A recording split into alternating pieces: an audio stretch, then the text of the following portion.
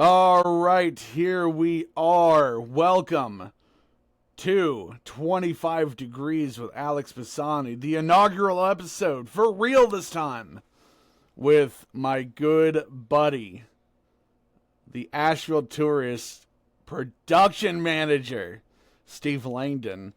How's it going out there in beautiful North Carolina? It's been warm. I saw 70 degrees for the first time since October, maybe October. Send for me. I'll come down there. I'll be there tomorrow. I'm tired of this. I'm tired of the snow. Tired of the cold. It sucks. Yeah, there was a little bit of snow flurries my second day here, and then ever since then it's been 60 and above. I think there's only been one day that it's been below 60. Man, it's gonna get good in New Hampshire in a month or two, but still, I'm fed up with the winter. I'm tired of snow. I'm tired of cold. This sucks. It's brutal. But I didn't come here to talk about weather. If you want weather talk, go over to the Weather Channel. We're here to talk about minor league baseball. The great, other sports have their minor leagues, but no one does it like minor league baseball. Minor league baseball is super unique. The promotions all the time. Where else could you go and see a mascot do insane stuff on the field and then see fans who just maybe don't even know anything about the sport whatsoever just go wild in the crowd? Where else can you go to get the luggage shuffle? The luggage shuffle. that I was trying to do something there, and I think it was so successful it threw me off. I was trying to put on, bad. No, it was not good. We need to break that story down. Let's break it down. This is a peek behind the curtains of a minor league baseball production studio. So, what was it? That was the doubleheader, right? It was one of those early season doubleheaders because it was a doubleheader because actually the day before it was a cancellation, and so the next day was going to be an education day in which all the schools come out, they watch the baseball game, and so it was already miserable. We're all already there. I was there at 7 a.m. Everyone's all the staff and everything like that are coming in at 9:30 in the morning. You know what? Wasn't it unseasonably hot for that first game? Yes, yeah, it was 85 degrees already. Off for the and first humid, game. humid as all get out. And humid. And in New Hampshire, 85 is blazing. You might as well say it's a heat wave if it's 85 in New Hampshire, especially in that production box at Delta Stadium. 100%. So it was already miserable. No one wanted to be there. So was that the day that was Lionel sitting next to me on the scoreboard, and I'm just dropping bombs the entire game potentially, and he's just strong potential. He's just oh, God damn. Just he is he is just getting mortified with everything I'm saying. So, all right, luggage shuffle. Go, you tell the story. Two. So we get through game one. It's all fun, all dandy. So it's an education day, like I said. Right. And so there's no one there at this point. Game one, there's 5,000 screaming kids. It's all fun. It's electric. all exciting. Electric. Yeah. Best stadium atmosphere probably of the season. Right. It's great.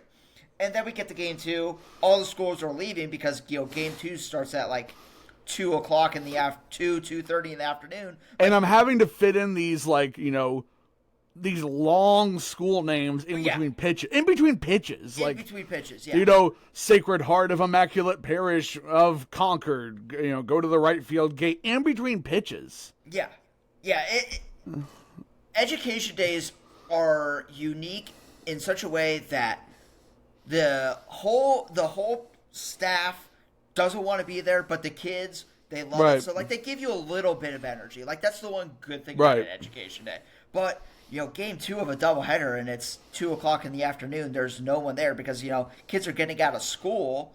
So, you can probably count.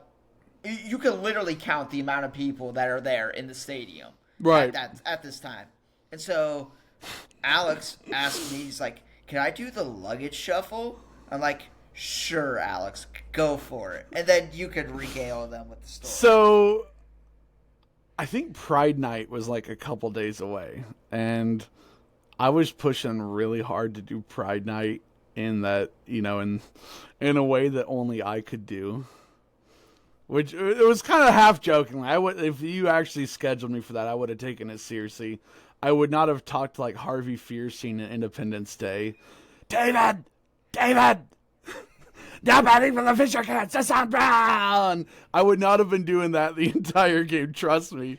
But I decided, because there's no one there, and I will admit my attention span was probably starting to slip a little bit at this point. The press box stories were getting a little crazy. I was probably hungry. I think that's a culprit. Didn't I only bring... I don't think I even brought a sandwich. Like, what would I always bring to eat? You always brought a sandwich. The same sandwich. Always a 12-inch sandwich. It was a turkey sandwich with provolone, tomato, and oil and vinegar from the same spot. Like... and if it was a doubleheader, I'd bring 2. I don't even think I think it was so early that first game that they weren't even open. They opened at like 9, and I didn't have time. So at like this point, I haven't eaten all day. Like, I don't eat breakfast, and I'm hungry. Like, this day, you're also getting like the breakfast for the media breakfast in the press box. But like, it's so early that everyone just scoffs it down because. Like, everyone's thinking, I don't have enough time to, like, go to, like, a Dunkin' Donuts or, like, Starbucks to go get a croissant or something like that. Like, there's no time to do any of that stuff, so... Okay, so I want to say this. The food in the press box at Delta Dental Stadium, when it hit, it absolutely hit. The chicken parmesan was, like, top notch. You could find that at like some of the best Italian restaurants. I'm dead serious. The breakfast foods were great. The parfait was good. The bacon was good. They did a good job a lot of the time. And I don't know like the name of the person in charge of that, but whoever it was, 99% of the time they were on point. But then you get the medium rare chicken tenders. Was that one of your first days on the job you were here for that, right? Yeah, I was. That had to, because that was that the 2024 season that happened? Yeah, it was towards the end, and I ate the medium rare chicken tenders, and I woke up at 3 a.m. I couldn't even make it. I just opened the window in my upstairs bedroom, just threw up out the window. You know the famous American football album cover of the side of the house? Imagine that with just a large shirtless man throwing up everywhere. Just like the night vision got like it was, and I had the sweats, dude. I was dying. Then I remember I was like hallucinating. At one point I was doing like a full on press conference in my bed, just like drenched in sweat. And yeah, medium rare chicken tenders. That was a miss. There was a couple of misses throughout the year too. Like Taco Day. Taco Day was a huge miss because saying that it was Taco Day was quite the overstatement. Number one, they didn't give us enough supplies to even make a taco. It was more like a taco salad by the time that we, like, 3 people ate. Now, mind you, there's like 12, 14 people that are eating this meal. So right. Between the production staff and the scoreboard and the Hawkeye operator, the broadcasters, the game day staff. I mean, it's a huge operation to make that work. And this is a minor league team. Imagine what they have at the major league level. Probably 3-4 times that. Easily. And you're not getting medium rare chicken tenders. No. would certainly hope not. But anyway. So yeah, we're back to the luggage shuffle. Go back to the luggage shuffle. So I say I want to do the luggage shuffle because I think we had made the decision. You made the executive decision. Hey, there's no one here. We don't need to be doing these between inning promotions because there's no one here. But I had an idea, and generally when I had an idea, you instantly shot it down because you knew where I was going with it. Yeah. Or that maybe you didn't know exactly where the destination was, but you knew the journey to the destination was dangerous enough. And it wasn't a journey worth taking. Most of the time. like you know how Lord of the Rings, it's like the unexpected journey. Yes. Yes. That's literally what it is. Like you're taking this journey, and you're like, okay, like I know how it's going to start, but how's it going to finish? Am I going to be able to get there without losing my job? Fear and Loathing in Las Vegas. Yes, that's the Alex Posani experience. Yes. So I load up, and I don't remember like the whole intro. I think I was like, it's time for the whatever luggage shuffle, and just the way that everyone whipped their heads at me. I think you were especially perplexed. I think you were like, Alex, what the fuck? Yeah. And I just started laughing so hard. All right, go. Now this is the part where you go into it. It was one of those things where you didn't know what you were going to expect, but as soon as it started and we're 5 seconds into this, now mind you, this is like a 45-second long segment. We're 5 seconds into it. It's already a disaster. And so, as soon as you said the luggage shuffle, I'm like, oh god, like you cut the cord. I realized, pull the ripcord. Yep, I realize you messed up. You yourself realize you messed up, but you still have to continue on the rest of the way and play it off as though everything is fine. Everything was not fine, and it was quite the interesting story because then, like, I have my boss texting me. Oh no, I don't know this part of the story. I want to hear this. Yeah, like they're texting me and they're like, "Hey, like, what in the world was that?" And it's like, which you'd be shocked the amount of times that I've gotten a text message like just in the middle of the game from like when I was working in New Hampshire, being like, "Hey, like, what happened here?" And it's like, okay, well, our PA guy's a moron. I can explain it to you, but you're just not going to believe me.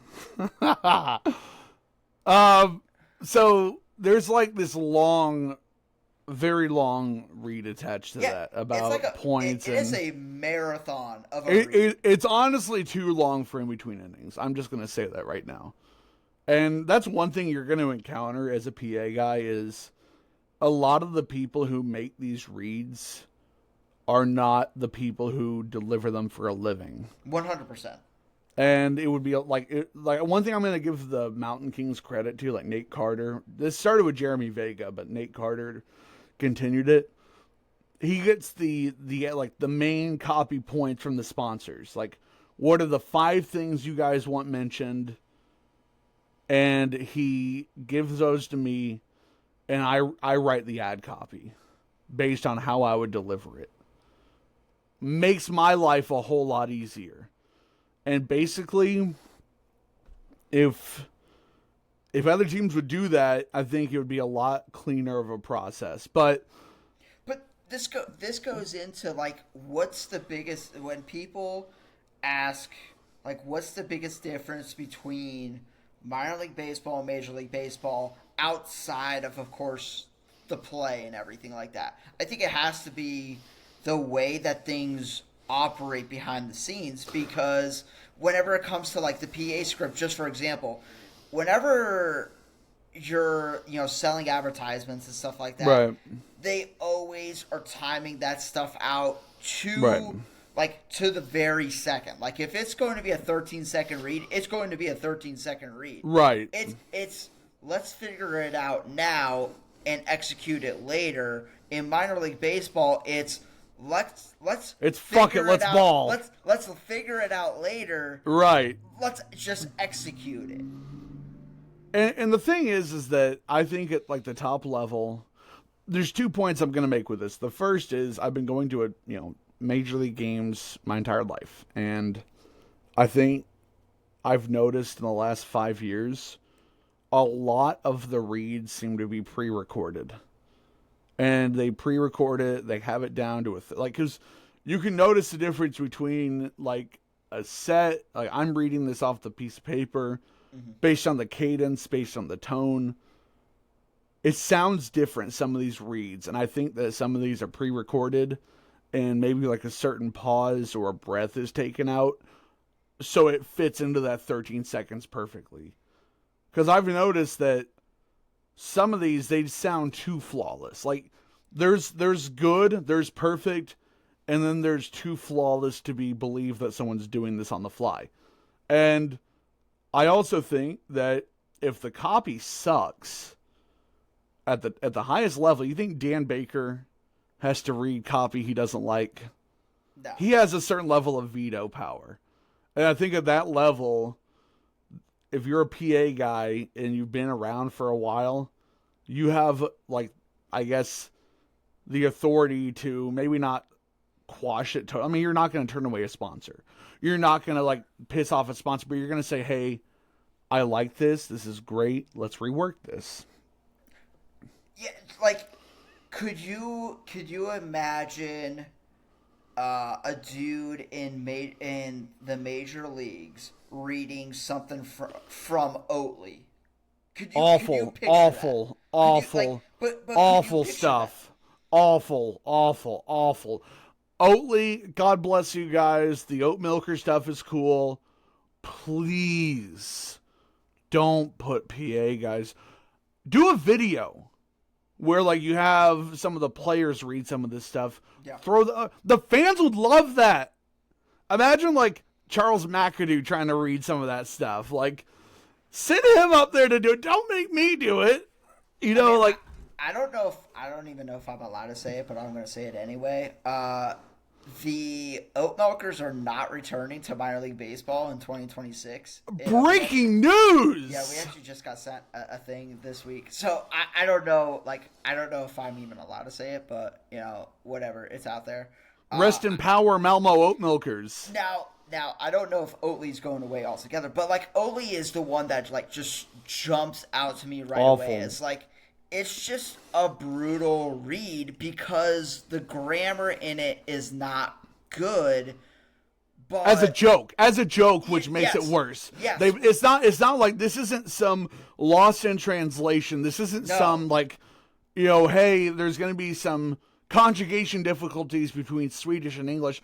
It's like the Monty Python and the Holy Grail opening where these guys are just fucking around and everyone else has to pay the price. Yes. No, that's exactly it. It's like, I mean, if you want me to, I'll pull it up, but let's do it. I don't know if I even want to pull up what the script is for it. Let's do it. The Build Submarines one was bad too. Yeah. The New Hampshire Liquor Commission one was bad. And nothing against Build Submarines or the New Hampshire Liquor Commission. If you guys want to throw your sponsorship money at this podcast, I'd certainly love that. But you gotta work on the copy, guys. You gotta do a little bit better. As far as the Build Submarines, was it more so what part of the Build Submarines? Was it the trivia portion or was it the before trivia portion? Because it was the pregame read, the skill. Do I still have the script from you? Let me see if I have this. I'm gonna pull it up because it was bad. I mean, most it's tough because I know that these are not made by people who are these are made by marketing execs and guys who, this is made by guys who aren't on the wall, for lack of a better term. And that just makes it. I'm struggling to find a script that has the Oatly read in it, but just know that it's bad. Okay. It's the grammar in it is bad. This is the one you sent me before the start of the year. There's a few ones that are. The Lighthouse Credit Union one was bad. The Lighthouse Credit Union one was a little rough. Can I nail it in one attempt right now? That was the one that gave me the most. All right, let's try this. Should we try it? Yeah, why not? Okay. It's home run heaven in the Lighthouse Credit Union Pavilion. You and your guests will be treated to an all-you-can-eat classic ballpark menu with drink rails, mesh-back seats, and a private section of the Samuel Adams Brewhouse with plenty of room to mix and mingle. Lighthouse Credit Union is also the proud sponsor of Fisher Cats Walks. For more information on how to book your group, visit nhfishercats.com. The tough one here is all-you-can-eat classic ballpark menu with drink rails, mesh-back seats, and a private section of the Samuel Adams Brewhouse. It's too much. It's too much right there. I found the one I hate the most. This one, God bless Budweiser. God bless Chris Brown. God bless the Clydesdales. I hope I ride a Clydesdale into Valhalla when my time on this mortal coil is done. This is awful. And I know you're going to know why this is awful. You heard me bitch about this every single game. Every single day. Every single day. Ever wonder what it's like to be in the on-deck circle during a game? Check out our Budweiser Home Base Club behind home plate. With your ticket, you get a seat right behind the Cats on Deck circle, along with table service from our staff. See Eastern Bank Guest Services for more information. Home Base Club behind home plate. Awful. No. Yes, and no. That's the read that they gave to us. Yes, too. I know. And so, that's the hardest part about the whole thing is because, the company will come to, I think that's part of the things that maybe people don't know about is companies, whenever you're selling a sponsorship, they, most of the time, I would say 95% of the time, will give you the read of what they want to be said. And with a lot of these companies, it's very tricky to then go to them and be like, hey, your grammar's messed up in this read. We need to fix it. Because in their mind, it's okay, everything that the sponsor writes is perfect. Everything that they want to be said is in there and everything along those lines. And so, in their brains, it's fine. But whenever you're trying to read it, it doesn't work. They take it as a personal offense when in reality it's supposed to be about collaboration. We're working. If I'm coming to you as a sponsor with hey, can we rework this? I'm not saying, oh, your product sucks. Fuck you guys. I'm saying hey, I want to help you market your business. I want to help you do a better job at promoting your business at an event that I'm going to be there. Help me help you. Help me do a better job at promoting your business. Have another one here. If you're passionate about saving lives and seeking meaningful work, we want to hear from you. At Brewster, you'll be part of a dedicated team committed to providing top-notch emergency medical care. Answer the call and start your heroic journey with Brewster Ambulance Service today. That one, it's the structure of it. It's that it's not bad. It's just it's structured in a weird way. Not a fan of that one. This one drove me crazy.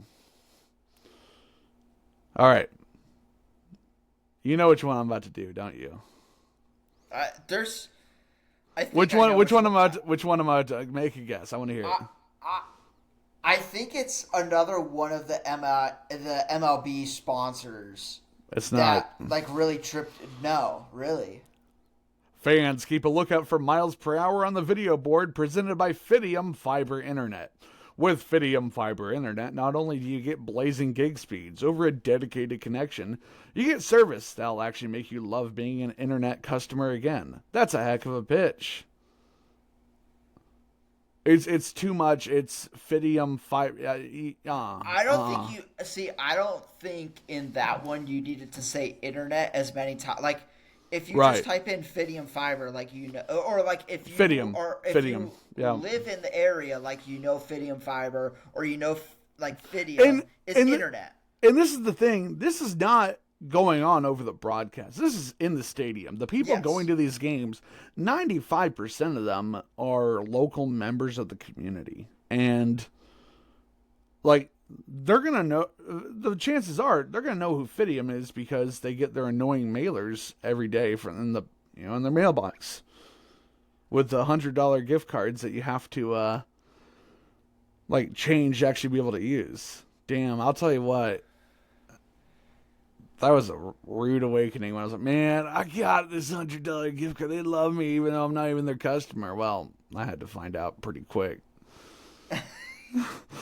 We need to finish this luggage shuffle story. We need to finish. This is like a 20-minute side tangent that we went on to tell this luggage shuffle. I like it. I like this because people, they don't see what's going on up there, and I think if they did, we would have to make them sign an NDA first of all. Well, so here's the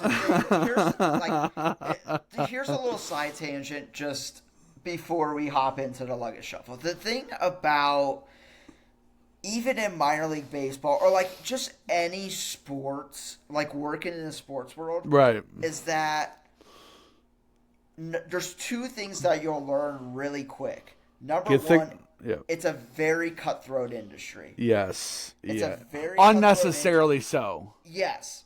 Like, it's very much like the business. It's very much a business behind the scenes. For better or for worse. In ways it doesn't need to be. Yes.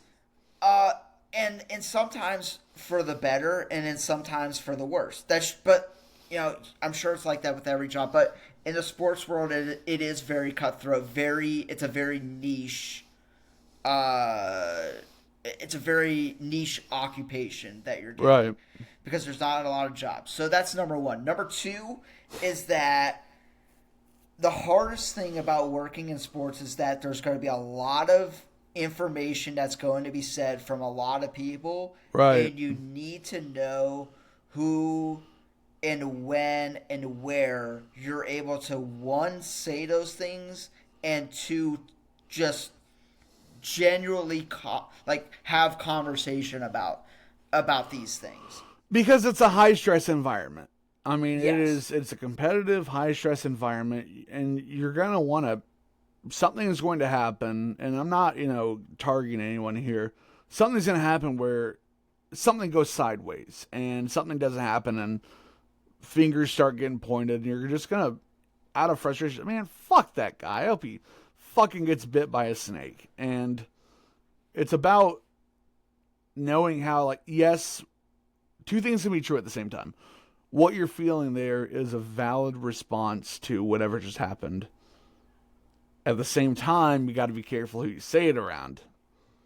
And it's just kind of like knowing your environment. But one of the fun things about, I love the Fisher Cats production booth because everything that is going on in there, you've got Frank, the fucking Wizard of Oz, man behind the curtain, pulling all the levies and stuff.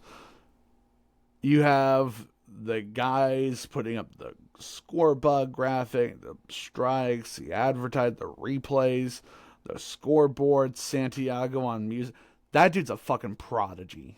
Dude, he's 16 years old, and he, in the beginning, it was one of those things that was it was a little rough. The true turning point with Santiago, and I truly believe this, and I hope this sticks with him throughout his career.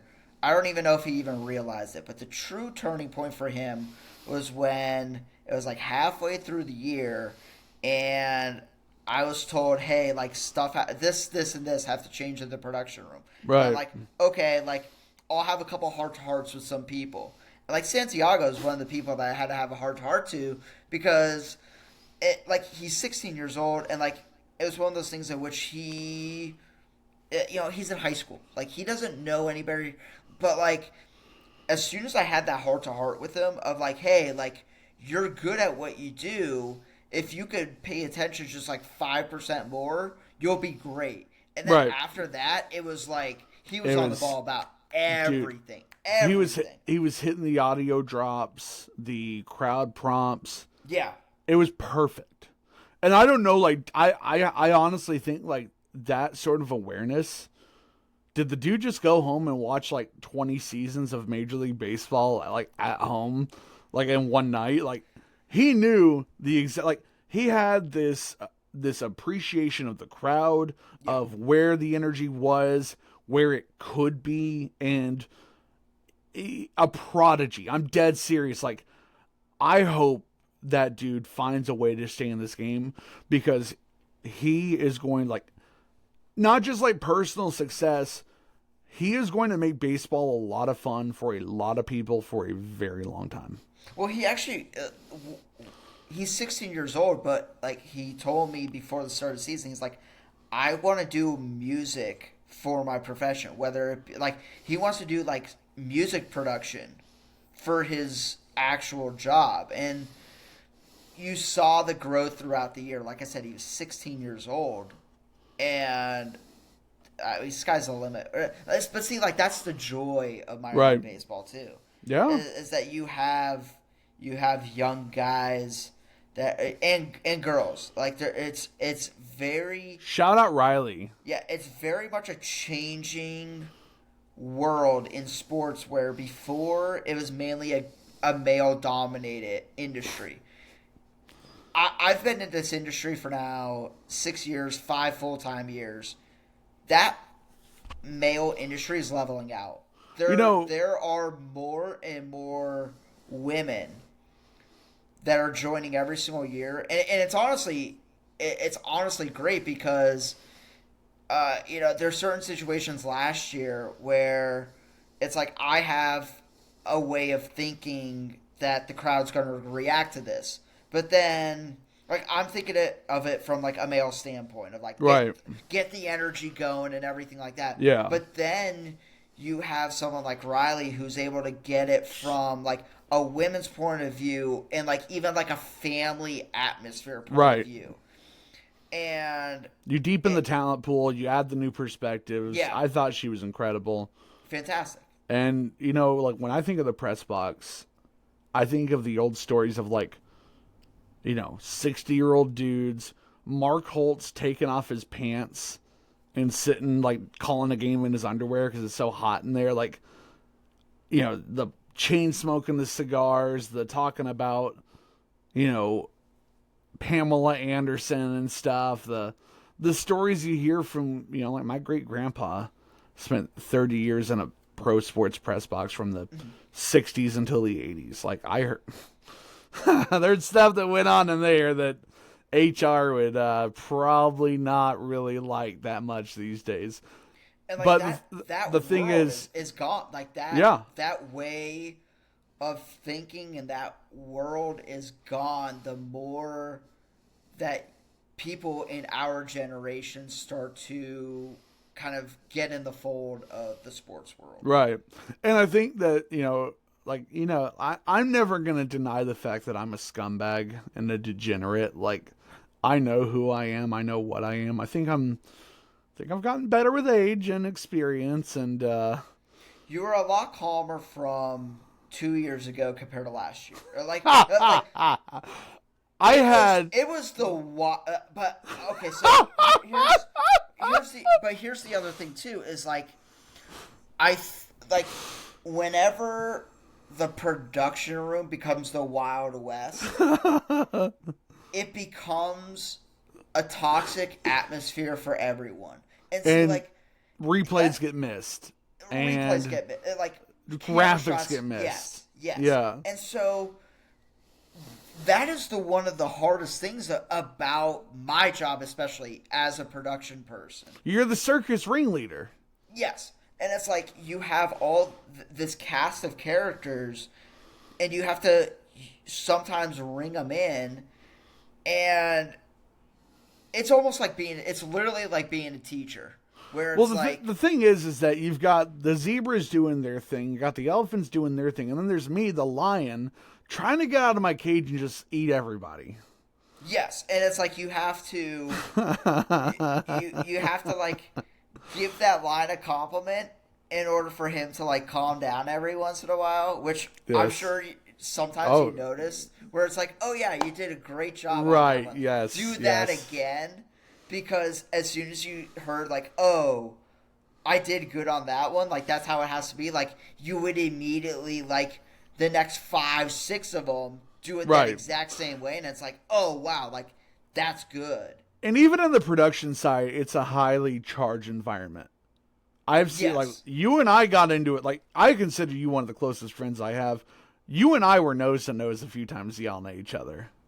Yeah, but it's not personal. It's not personal at all. No, it's one of the things about my job that I do hate that part of my job where it's like you have to pick your battles. It's like, okay, like, you know, they messed up once. It's like, hey, don't do that. You mess up again. It's like, okay, like, stop doing that. The third time, it's like, okay, now you're doing it on purpose. Right. And then guys who, like, you know, and I'm not naming any names here. Like, 5 people are going to hear this and they're going to know, but it's the guys who they mess up on something and they just don't improve. They just don't get better. And I'd imagine that like finding them a different role where they can be successful, that's because you want to challenge somebody to make him better. But if they just don't adapt to the challenge, then we are almost 40 minutes in. We still haven't finished this Luggage Shuffle story. So I'm actually let's finish the Luggage Shuffle story, and then we could talk about more of the world of minor league baseball. Yeah, so I do that because I'm trying to get a little crazy, and everyone whips their heads at me. Like, what the fuck was that? And for a quick recap of people that have forgotten what the story is. Yeah, let's go for it. You do it. It was a doubleheader. The first game was an education day. Second game, everyone left. Alex is like, "Hey, can I do the luggage shuffle?" Yes, you can do the luggage shuffle. Because there's like 5 people there. It's a long read, everything like that. Okay, now Alex, take it over. And I go, it's time for the whatever is it's luggage shuffle, and it was the immediate reaction of everyone whipping their heads at me. That's what got me going. And you've seen it when I get the giggles. There's no stopping it. It's not going to stop. Yeah. I fell out of my chair. I think I managed to like collect myself for the second batter. No, I got all the batters the next inning. Yeah, but that was it for the luggage shuffle. Like the 45 second read quickly became a 5-second read with the 45-second video that goes along with that read playing with hardly any sound whatsoever. I'm laying on the floor just like crying. I legitimately crying, laughing so hard. And then it's like, next up for Altoona, number 28, Hudson Head. Shut the mic off. Back to crying, laughing. Yeah. That was what, like, you know, Lionel and, you know, shout out my boy Nick, who's going to be on this show. The greatness of Nick, Harvard hat kid. That's my boy. I love how he's just Harvard hat kid. I didn't know his name. For probably 2/3 of the season. Oh, at least. He told me his name, and I forgot it. And then you're like, hey, what's his name? And I'm like, dude, I don't even know. And I don't want to ask him, because I'm going to forget. Like, it's like, you forgot my name. Like, what do I mean to you then? It's like, I'm terrible at names, man. I'm just like, it took me a while to learn your name. No, I'm also horrible at names, which also does not bode well for my job because... Right. So, here's an insight into my brain at the beginning of the season. Already, it's like mush because you went from working a regular 9 to 5 for 6 months to now... And opening day is on the first day of the season for you. The season ends in October or September. Yeah. And your season really begins because that is where everything you need to do for the next year starts. Absolutely. But like, so you're going ahead and you're like, okay, like you go from working 8-hour days to now you're working 14, 15-hour days. The world of sports. But one of the things that it's terrible to say, but like one of the things that happens is that in the beginning part of the year, like if you're new on staff, it's going to take me a couple, like at least 3-4 games to like know what your name is. And so occasionally if I see like someone messing up, it might take me like 30-40 seconds in order to tell them, hey, you messed up, because I'm looking at my phone and I'm looking at my schedule and like figuring out what their name is, so then I can say, hey, John, like you messed up. Doesn't account, that schedule doesn't account for last minute changes or switches. No. Because that's changed. Like a guy might be on replay or on graphics. You might need to like switch them. Oh yeah. Yeah. That doesn't account for that. There's even been times so the way that our setup was, just production wise, I'm sure no one will find this interesting, but this is stuff that I find interesting. Yeah, it's behind the scenes. Because you go to a game and you have the stuff on the video board, you have the music, you have the PA, you have the on-field host. It's a massive undertaking to make sure all of that happens and happens seamlessly. Yeah, but like, so the way that we had it at the Fisher Cats, as far as cameras go, I'm going to specifically talk about cameras. We had a PTZ out in center field. All you have to know is that it's a stationary camera. I'm not going to get into all the like the connections and stuff like that are involved in. Shout out Terrydex. Yeah, horrible. Anyway, I saw the look on your face instantly. I like Terrydex. I don't like the Fisher Cats Terrydex. Anyway, so I don't even know what that is. I just remember that being a common complaint. Yeah, so you have base camera in the first base camera where you have first base, and then you got third base camera, and of course the third base camera, high home camera overlooking everything. So like whenever you're watching a home run derby, and they're just launching them. And everything the camera that's following that shot, that's called a high home camera. Anyway, so high home camera, sometimes people will just call it camera 2. Again, not going to go into production logistics, but yeah. And so and all of this is to give you the best possible view. Every picture tells a story, as the great Rod Stewart said, is to give you the best angle, the best view, because when you're putting on a broadcast of a game, you are, it's the play-by-play guy and the color guy who are painting the picture. Yep. This is displaying the picture. Exactly. So, in the production world, especially in baseball, the strongest camera person on the staff is usually on the high home camera, just because they have to track the ball. It's the hardest position as far as camera goes. The second hardest position is probably the first base camera, because that's the second most important camera. It's the most important camera that is controlled on the field. Right. Purely for the fact that whenever the ball is hit, like that person is having to track the runner coming at you, and so there's a lot of like zooming in and out, panning, essentially moving left and right, and all that other stuff. But also, they have to react on the fly. Let's just say it's a sacrifice fly. Right. Then they have to immediately go from, oh, hey, that guy's coming at me, to, oh, crap, I have to switch my camera to go and get the guy that's going to be coming into home plate and show that shot.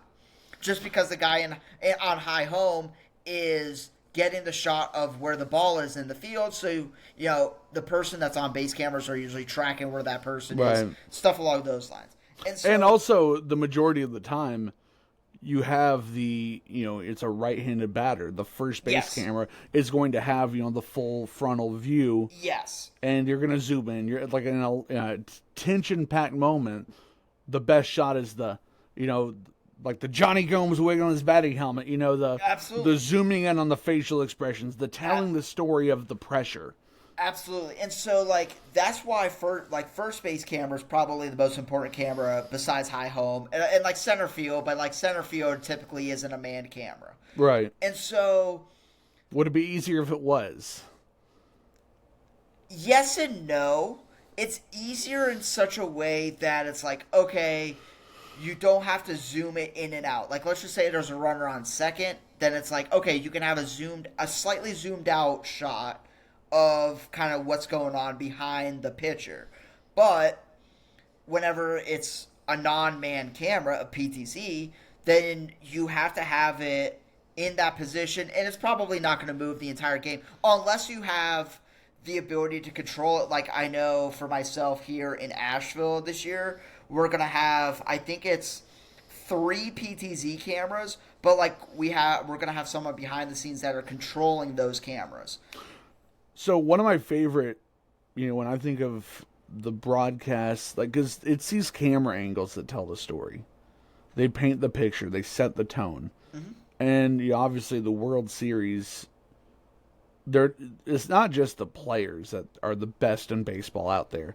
It's the best production crews, the best camera crews, the absolute, like, the guys who are legends in this industry. And I always love late in the inning that, the kind of the slow zooming in shot as the pitcher comes set and delivers.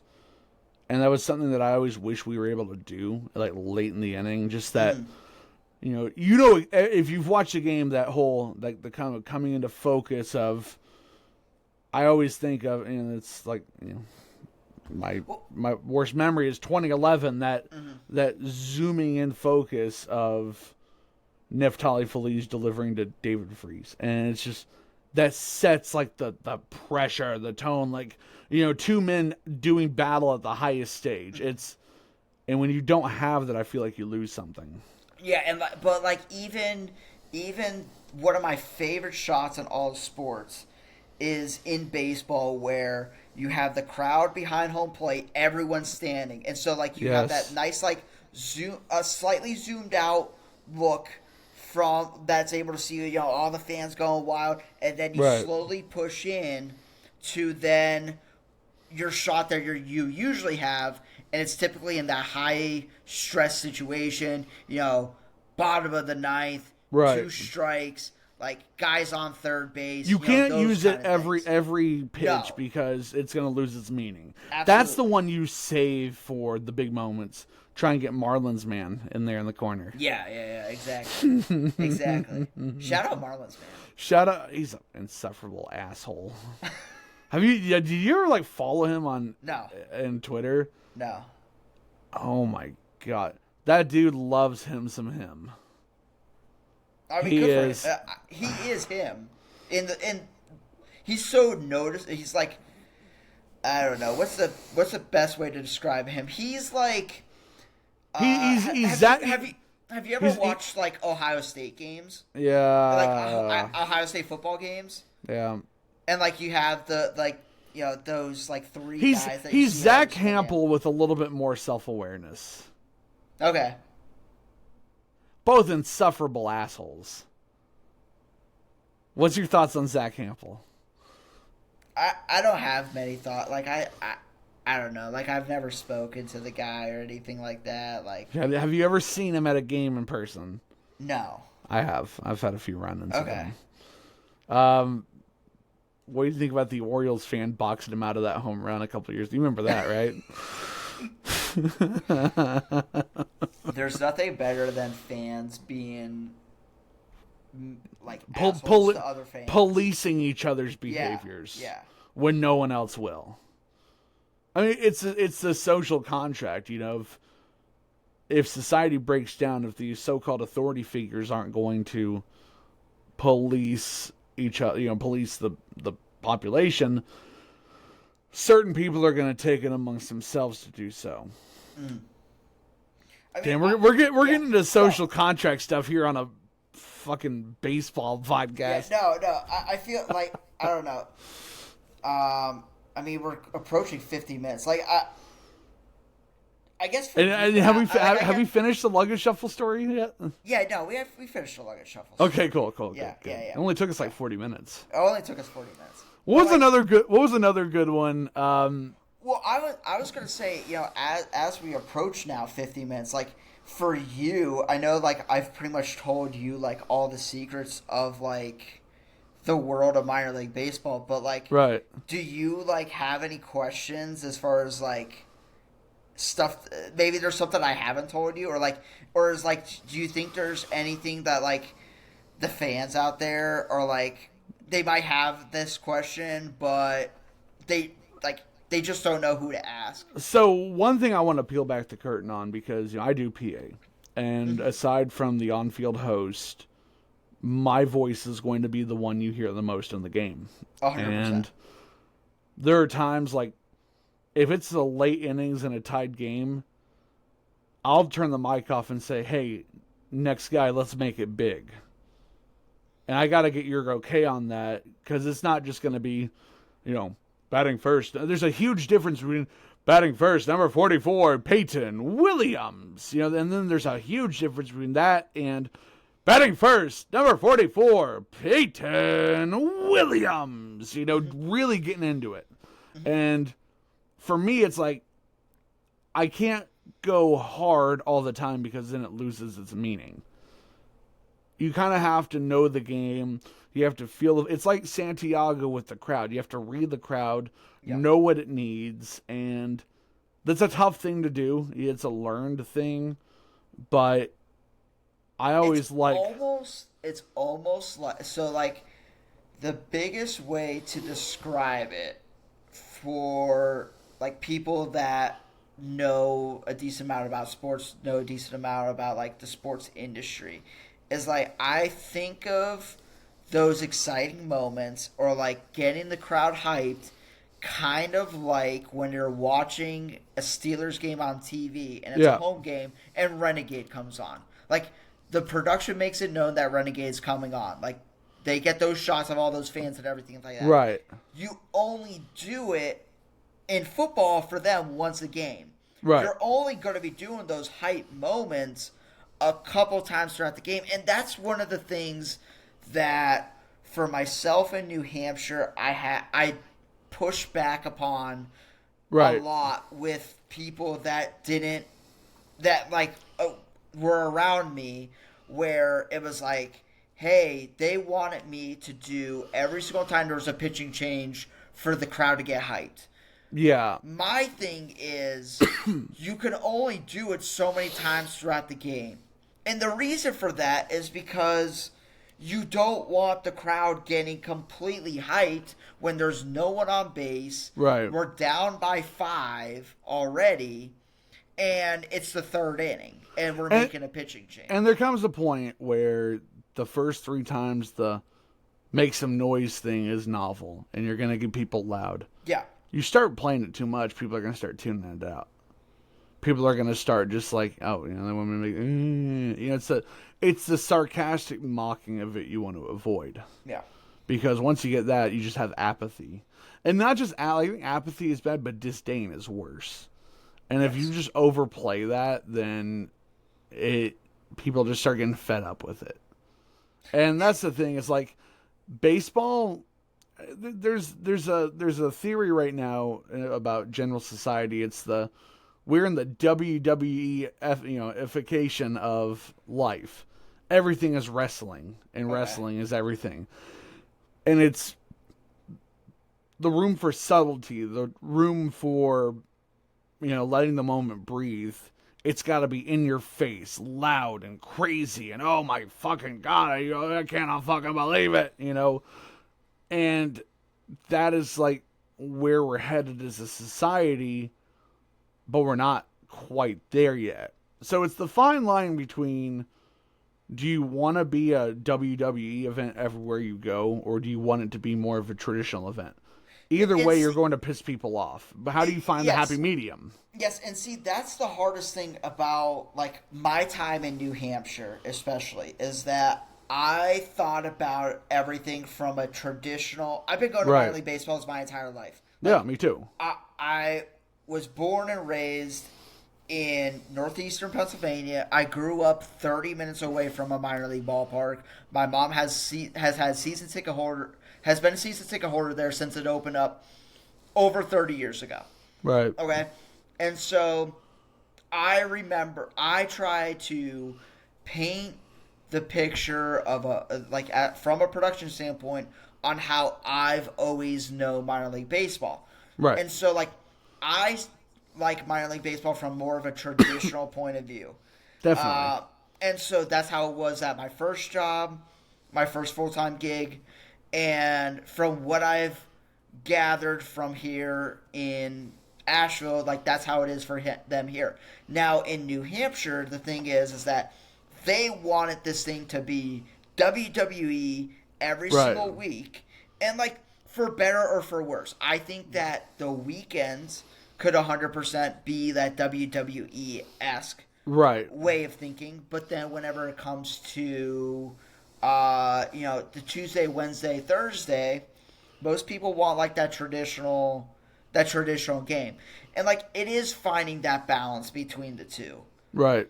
And that's one of the things I do continue to struggle with at times is the difference between that traditional aspect and the in your face, hey, let's have a steel cage match out there and get pumped up and everything like that. That's just not that's just not who I am as a production person. Right.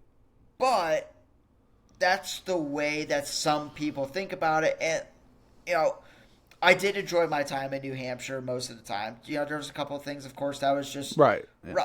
I'm sure... It's got to be anywhere with any team. Absolutely. I mean, Absolutely. There's things you can't escape in this business. And, even though I had bad times, and this is like this in all of minor league baseball, I still will forever say the worst day of my life was my first ever game in minor league, my first ever game as a full-time person in minor league baseball. It was the worst day of my life. Every single thing that could possibly go wrong went wrong. It was the stuff of nightmares. And so, but after that, it taught me a lot about not only myself, but it taught me a lot about the sports world altogether. And hey, not everything is going to go perfectly. Not every single job is going to go perfectly. And there's a lot of stuff in New Hampshire, for better or for worse, that went really good. And there's a lot of stuff that went really bad. There's nothing you can do about it. But it's how, and this is just a life lesson for anyone.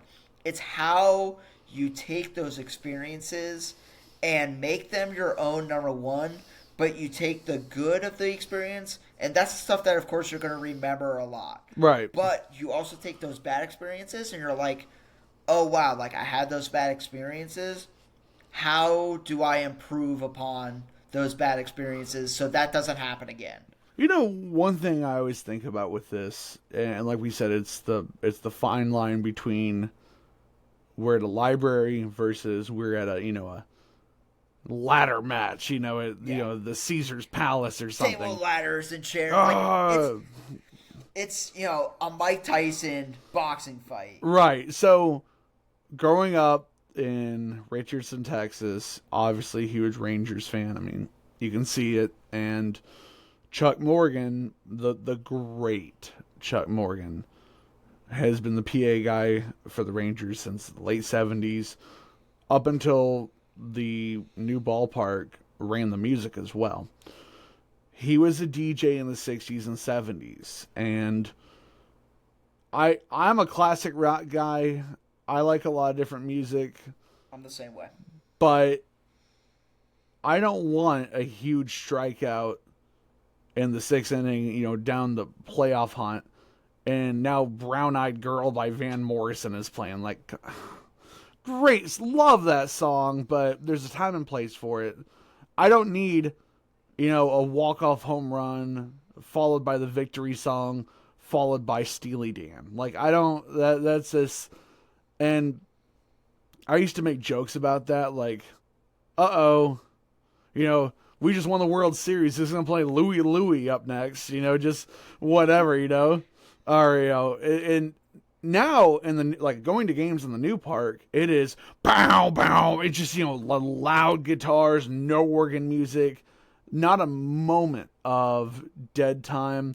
It's they play the Dallas Stars warm up mix before the game. It's and you've heard hockey warm-up mixes. It's, chaos, crazy. Absolutely. They got the bass turned up, and like the sound is distorted. And going to a baseball game, like as a fan, it's one of those things. Like, if you go to a hockey game, you know what to expect. But a baseball game, there's a huge difference between a 1 p.m. afternoon game in August and Game 7 of the World Series. If you're going to a baseball game during the season, vast majority of the time you're going right after work. You're going to have fun. You're going to get loud. You're going to get crazy, but you want to have a chill time. And it doesn't need to be like, this isn't, boom, boom, boom, boom, boom. It doesn't need to be a club atmosphere the entire game. This isn't, tonight at Mask, Steve Aoki. It's not one of those things like, that's not why I'm going to a baseball game. And I think that it's the paradigm of what entertainment was and what it's going to. And I think that, like, I come from the hockey background. I go crazy. You've heard me do Mountain Kings games. Absolutely. I go fucking insane. And I love that. I love to fire people up. And for me, going into baseball, it was a bit of a challenge because I think I was a little too quiet at the start. And then I dialed it way up, and I was a little bit too much. And it's like, it's finding that equilibrium of fitting the moment that it's hard to do, especially now with the changes in society, the changes in culture. I mean, we have entertainment is so different now than what it used to be. And I think that's the challenging part is how do you find the happy medium? And for me, I think you got to have the benchmarks. Is it a close game in the later innings? Is this like, if it's a blowout, we're just going to, try and be cool. But if it's a close game, if it's maybe not even close, but it's competitive, there were a few times where Fisher Cats would be down by 10, but then they start stringing some hits together. It's like, and now they're only going to lose by 6. It's one of those things. It's tough when it's a last place team because it's hard to find. Like, because when you're a last place team, everything you do is like, does it really fucking matter? But you have to treat every game like it's and it could be your last. But it's hard to like put that in perspective from like an entertainment aspect of it. Yes, and that's the hard thing too. Is that in minor league baseball in Double A, which is what the Fisher Cats are at, like there's 69 home games throughout the year. Nice. In Single A and High A, you have 66 games. Now you think, like 3 games difference. It I prefer 69. Anyway, so not even gonna dignify that remark. I'm not even gonna fight the battle. But you have whenever you're playing that many games throughout the year, it's very difficult to determine. It's a couple things. It's one, difficult to determine when those high and low moments are going to be. Number one, just because there are so many games, but also number two, it's a long season, and so you don't want to cook yourself in the early part of the season, right? And then towards the end, it's like, we were doing all this fun stuff in the beginning, we're still doing all that fun stuff, and nothing changed. How do you keep the momentum? Yeah. I'm just gonna say this: 6 games against the same team is too fucking much. It's ridiculous. It's too much. You can tell nice. by the end the players are checked out. Mm-hmm. Sundays they don't want to fucking be there. They've played these dudes 5 fucking times already. The fans, it's hard for them to get into like series when they're 3 games they matter. But 6 games it's too much. I understand where you're coming from. The reason why there's a couple of reasons why that was installed was that travel. It's the logistics. Travel was the biggest thing. Right. Is that you don't want them think of it in Major League Baseball. Like you're able to fly everywhere. In minor league baseball, you're not able to fly. Right. You're usually driving the little Marts bus If you are flying, you're flying commercial at yes. the AAA level. Yes, and that's few and far in between that you're even flying. Right. And so the one thing about the lower levels is that you had situations in which you go from New Hampshire all the way down to Harrisburg in 3 days, back up to New Hampshire, and then you're going back to like Virginia. And it's like it was just difficult on the players and everything along those lines. And so I understand that 6 games is hard. From a worker standpoint, it's actually kind of nice because then it's like, okay, you get through 6 games, then you got a little bit of a break. Rather than before it was like, oh, you work 3 games here, then you have 8 games off, and then you have 2 games on, and then you got another 2. So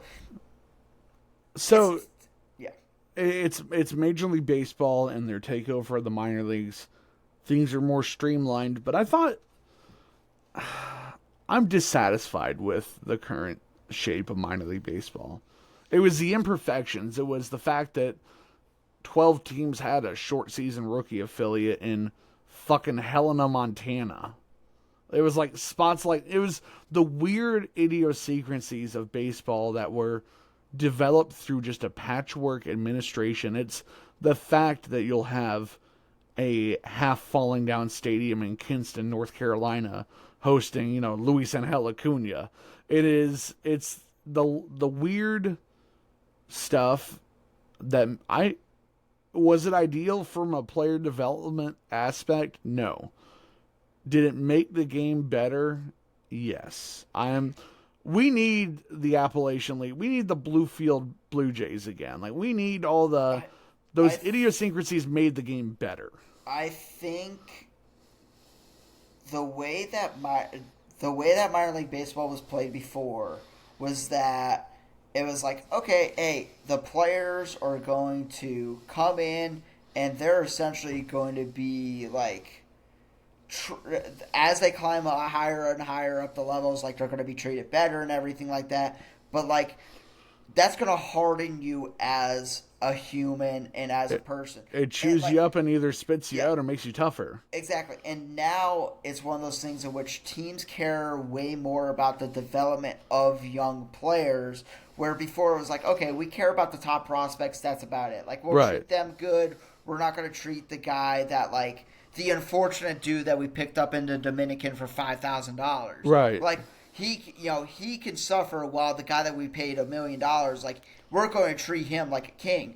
But then it's like, okay, now it's like, hey, even that guy that we paid $5,000 to, now they don't pay him $5,000 anymore. I don't know what the minimum is, but I think the minimum they have to pay the international players is like $25K or something like that. Well, the draft is no longer 50 rounds. I mean, you're gonna get better. But there's a part of me that misses, like, in the 41st round from Caddo Parish Community College in Shreveport, Louisiana. It's like, dudes you never hear about, but then they'd make it. It's like going to 20 rounds, you lose the Mike Piazzas, you lose the Ian Kinslers, you lose the guys who nothing given, everything taken. I think the ladder for them is so much harder to make it. I would have to agree. I think the one difference between now compared to how it was when we were growing up is that international, like, baseball, non-affiliated baseball is becoming more of a thing. Right. Because those teams that lost their major league affiliate, for example, Kingston, they lost their major league affiliate. Now they have a group that's coming in, and like they're going to be playing a college. I think they're playing a college ball team this year. And the American Association, which is huge out in the Midwest, that's quality baseball. I mean, you have the Cleburne Railroaders in Cleburne, Texas. Shout out the Railroaders. They'll get a guy like Delino DeShields, a guy who's played Major League Ball. They had Rafael Palmeiro at 54 years old for a year. I made the trip. I drove the 2 hours to go see 54-year-old Rafi. I mean, it's stuff like that. It's quality ball, but and it fills a role, but there's just something special about, you know, like I went to a Cedar Rapids Colonels game in 2016. Shout out the Cedar, and you see like I don't think any of those guys in that game between the Cedar Rapids Colonels and the Burlington Bees, I don't think any of those guys made it, but you see Mike Trout was a Cedar Rapids Colonel. Dan Herron was a Cedar Rapids Colonel. Mike Napoli. You know, all these names of like, these guys made it. Maybe one of these guys will as well. And there's something like magical about that, in my opinion. That even if these guys are going to be like working at AutoZone in 2 years, probably honestly working at AutoZone in the off season. I mean, you've all heard the stories of guys substitute teaching during the off season. I had a minor league pitcher as a substitute teacher. Zach Lee of the Dodgers was my substitute teacher at Richardson High School. Great dude. Like legend. Fucking wish that dude had a long career because he was awesome. But no, it's like, it's guys like that who, you know, it was a different scene. It's something we're never going to see again. You're never going to see. And it was such a patchwork of, I mean, the American Association was originally it was the third AAA circuit, around for over 100 years, just disbanded in the late 90s. You'll never see the Eastern League go under.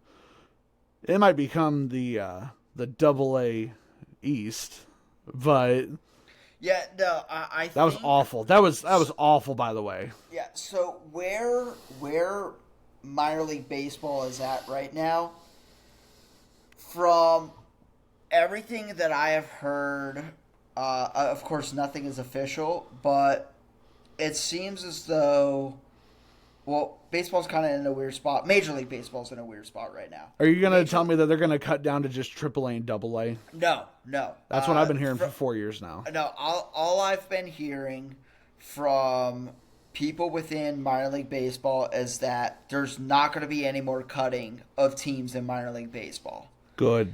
That the player association is going to draw the line as of now with the new collective bargaining agreement. They're going to draw the line of, if they try and cut minor league baseball any more than they already did, they're not going to allow it because they saw the damage that cutting rookie league ball did, where they teams then had to cut a bunch of players and everything like that. And so they don't want that to happen again, but at a higher level, because now you're going to be cutting guys that are actually might be worth something. You know what I mean? And there was talk a few years ago that they were going to get rid of A-ball totally. Do you remember hearing that? I did remember hearing that, but from, like I said, from everything I've heard from people within, I mean, I do talk to people within the baseball world, and I mean, you hear rumors all the time. Like, I hear rumors every single day about stuff that's going to happen versus stuff that's not going to happen. Some of it is laughable. Some of it, it's like, oh, you know, that might happen. But you typically find out stuff really, like if a rumor spreads, you typically find out if it's true or not. Where there's smoke, there's usually fire. Yes, and like within the baseball world right now, there's not going to be any more cutting. You know, I'm going to tell this story right now. In 2018, I was working in hockey. It was just the end of my first year with the Brahmas, and I wanted to go work for a short season team, and I got in touch with the Helena Brewers, the Pioneer League, and I was going to go up there and work on their grounds crew from June until the end of August, and I had everything lined up, had the money for it. I think I had a job offer, couldn't find accommodations for 3 months. And I never got to go up there for it. And then they folded that off season. And that's one of my great, like, there's going to come a time where I'm, dying in a hospital bed. And I'm going to have a lot of regrets. And one of the top ones is, I really wish I could have experienced the short season rookie ball. Because you had places like Helena, Montana, Billings, Montana, the the Grand Junction Rockies. Remember the Grand Junction Rockies? The Princeton Rays, the Bluefield Blue Jays, the Burlington Royals. Just these coal mining towns with 200 people a night playing in 80-year-old stadiums. That was special. And that was something that you'll never see again. And I think that, people are going to forget about that, but the fact that it was around in my lifetime, I didn't get to experience it. That's one of those things that's really going to eat at me. And on the flip side, the reorganization of minor league baseball, you remember in 2021, the minor league started at the start of May, right? Yes. So because that was 2021 is when I did my internship in minor league baseball, and I was working with the Scranton Wilkes-Barre Rail Riders. Shout out Rail Riders. And are the artists formerly known as the SWB Yanks. And the SWB Red Barons as well. Hell yeah. To throw way, way back. Yes, so great cap. Great cap. I saw pretty much all of the big Phillies players come through the system whenever I was going to games there. But anyway, I could talk about many, many stories with them too. But there's a couple players there, like some of the nicest human beings, like Shane Victorino, one of the nicest human beings. I actually have a picture of me standing next to him when I was like 6 years old. Was Papelbon around? No. He came up with the Red Sox. I associate him with the Phillies though, because I don't remember too many of the players that I saw from other teams, just because it's you're younger and I'm a Phillies fan, so I remember a lot of the other guys. But anyway, so but yeah, I remember during that 2021 season, I was graduating college, and by the time I graduated college, that was right around when the season started. It was in May, because 2020, of course, completely canceled because of COVID, and then 2021, first month of baseball was canceled because of COVID. It wasn't canceled though. It was the alternate training site games. Yes. Did you go to any of those while they were? Did they have any that were open for public? I don't know if they were open for the public. I was still in college and stuff like that. So right, yeah. I didn't go to any of them. In Round Rock, with the Round Rock Express, they would have a lot of the alternate training club games down there. And they were doing things like $5 general admission tickets and about as bare bones of a product. There was no video board. There was PA. There was music. Mm-hmm. They might have had one concession. Every game was at 11 in the morning. They might have had one concession stand. The store may or may not have been open, depending on which game. So it was. I went to almost every one of them. I drove 3 hours each way to go to almost every one of those. It was fun. It was literally like the Florida Complex and Arizona Complex leagues. Both of which I've never gotten to experience yet, I've also never gone, but the games happen at 11 o'clock in the afternoon. Right. There's no production. No. It's a bunch of just 16, 17-year-old dudes from the Dominican and Venezuela and all that other stuff, and they have games.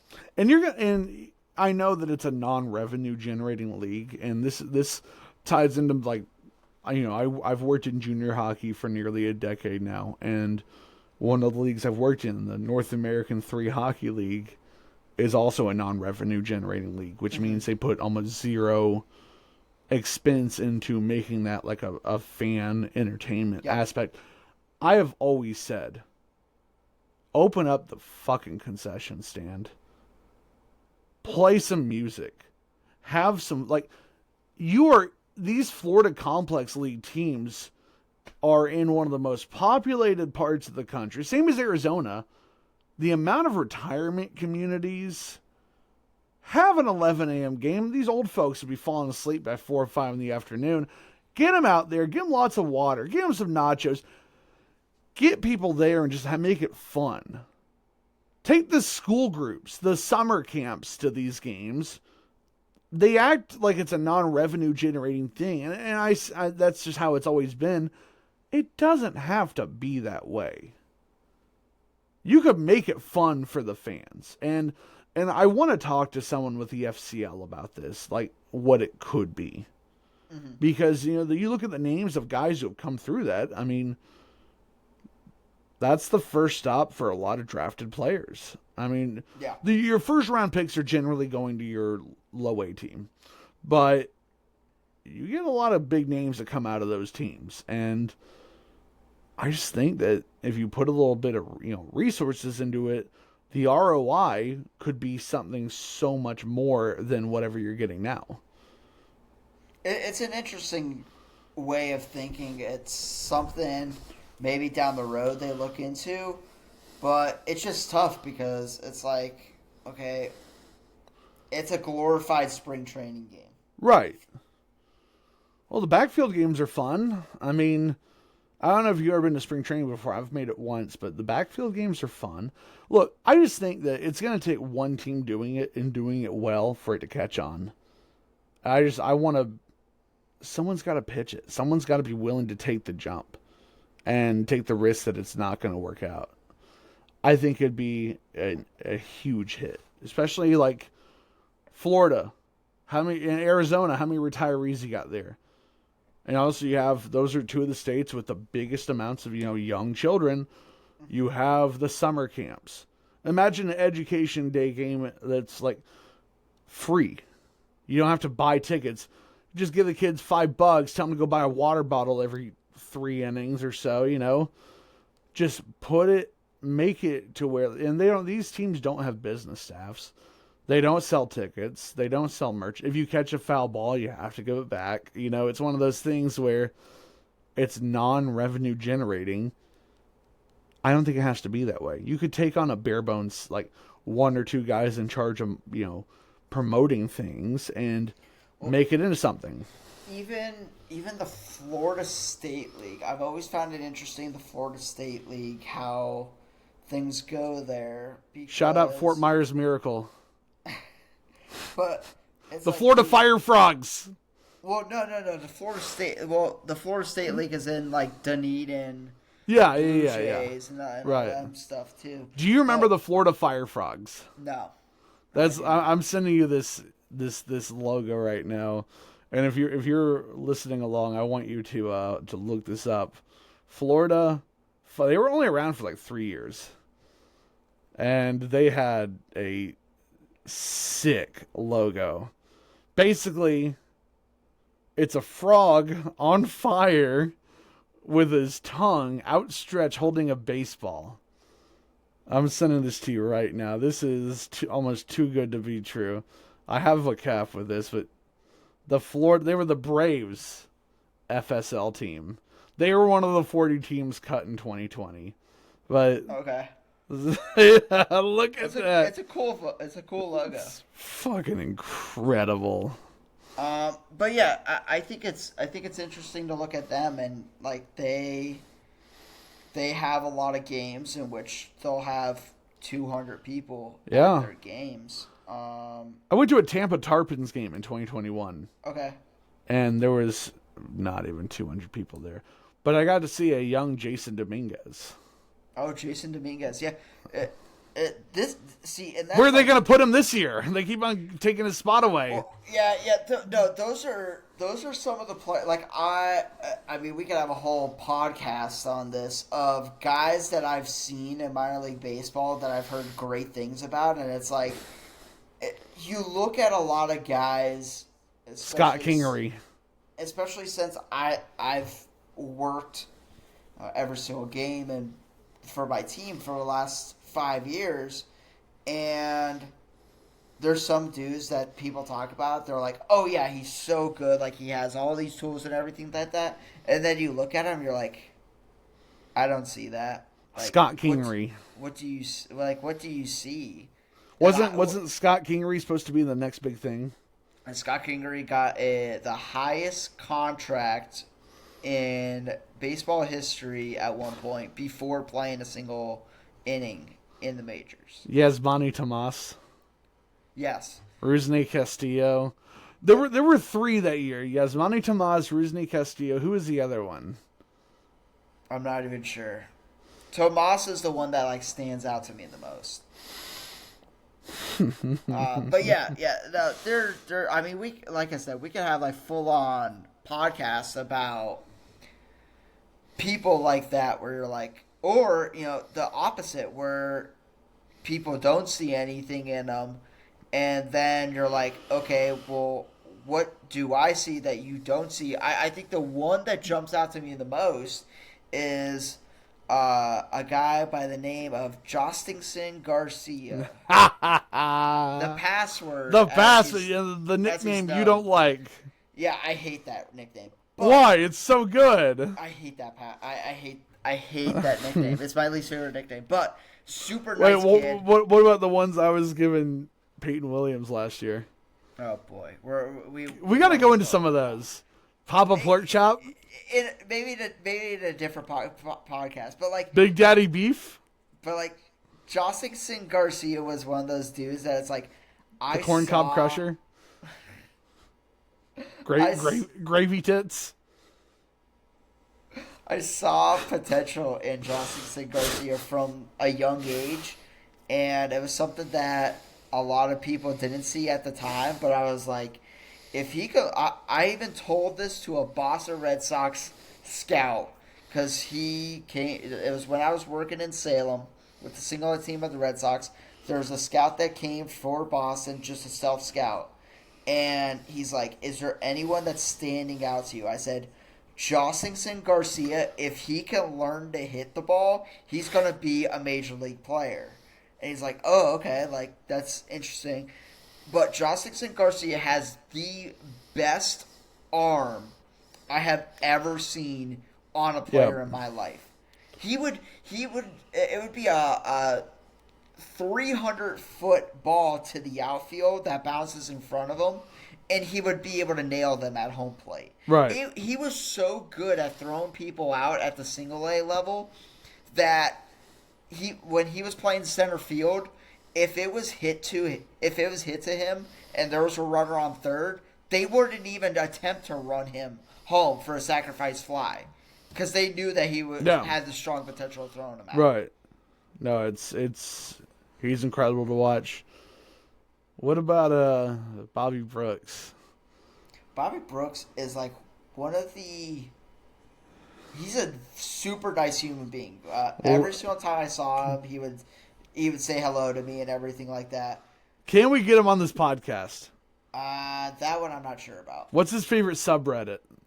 I don't know. I don't know. He's on Reddit. I don't know that much personal information about him, apart from he loves his cat, he's married. Settlers of Catan? What's that? Settlers of Catan? Wasn't that always the line I would use? I was like, this guy's really into Settlers of Catan right here. He's a super nice dude, though. Do you think he likes IPAs? I don't know. He goes to the barcade. He goes to the barcade. No, he doesn't take me as someone that drinks, truthfully. Does he have an SNES in mint condition? Probably. Is he a Dungeons and Dragons dungeon master? I don't get that vibe from him. I think you don't. How do you not? I think he's just a fun, quirky guy, but like not into any of like that kind of stuff. I do know that a dude. So you might be shocked about this one, but a dude that is super nice, number one, but also is a big comic book superhero Star Wars nerd. RJ Shrek. No. That's not the Ryan McCarty. No. Ryan McCarty does know how to play guitar, though. He's pretty good at it. That's not a surprise. All right, who we got? Jace Borfin? No. Formerly known as Josh? That was a good one. That was a funny one. I'll give you two more guesses. Okay. I'm going to say Charles McAdoo. Charles McAdoo. Yeah! Charles McAdoo is the biggest Star Wars fan I think I've ever seen. But like, such a nice dude. At one point, had arguably the best walk-up song of all time, the Boondocks opening theme song. Yes. But yeah, Charles McAdoo, such a nice dude. So what would be more surprising, Charles McAdoo being into Star Wars or Peyton Williams being a big Dostoevsky fan? Probably Peyton Williams. Has Peyton Williams read Crime and Punishment? I don't know. Peyton Williams doesn't take me as a big reader. Just a big eater. That's so mean. Hey.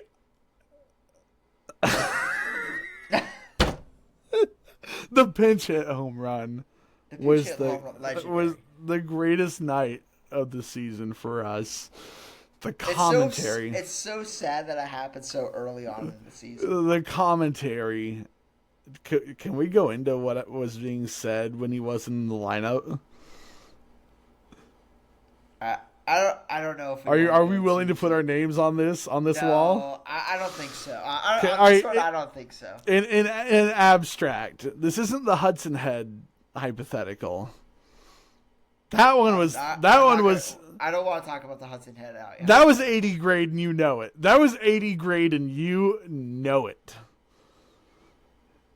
We can't put our names on that. It was an 80 grade moment. It was one of those moments you just had to be there, because we don't I don't want to repeat any of this stuff.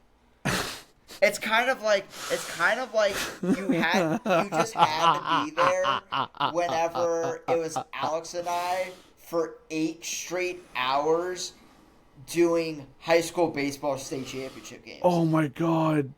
The movie summaries. Yeah.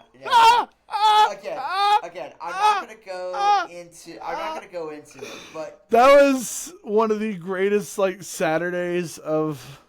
Maybe when I'm out of the sports world, or I'm at a job that I feel comfortable saying stories without losing my job, maybe we'll go into it. Would you let your daughter dress like that for a absolutely sporting event? Not? Can we get into that story? Absolutely, I would absolutely not allow my daughter to even leave the house dressed the way that this woman did.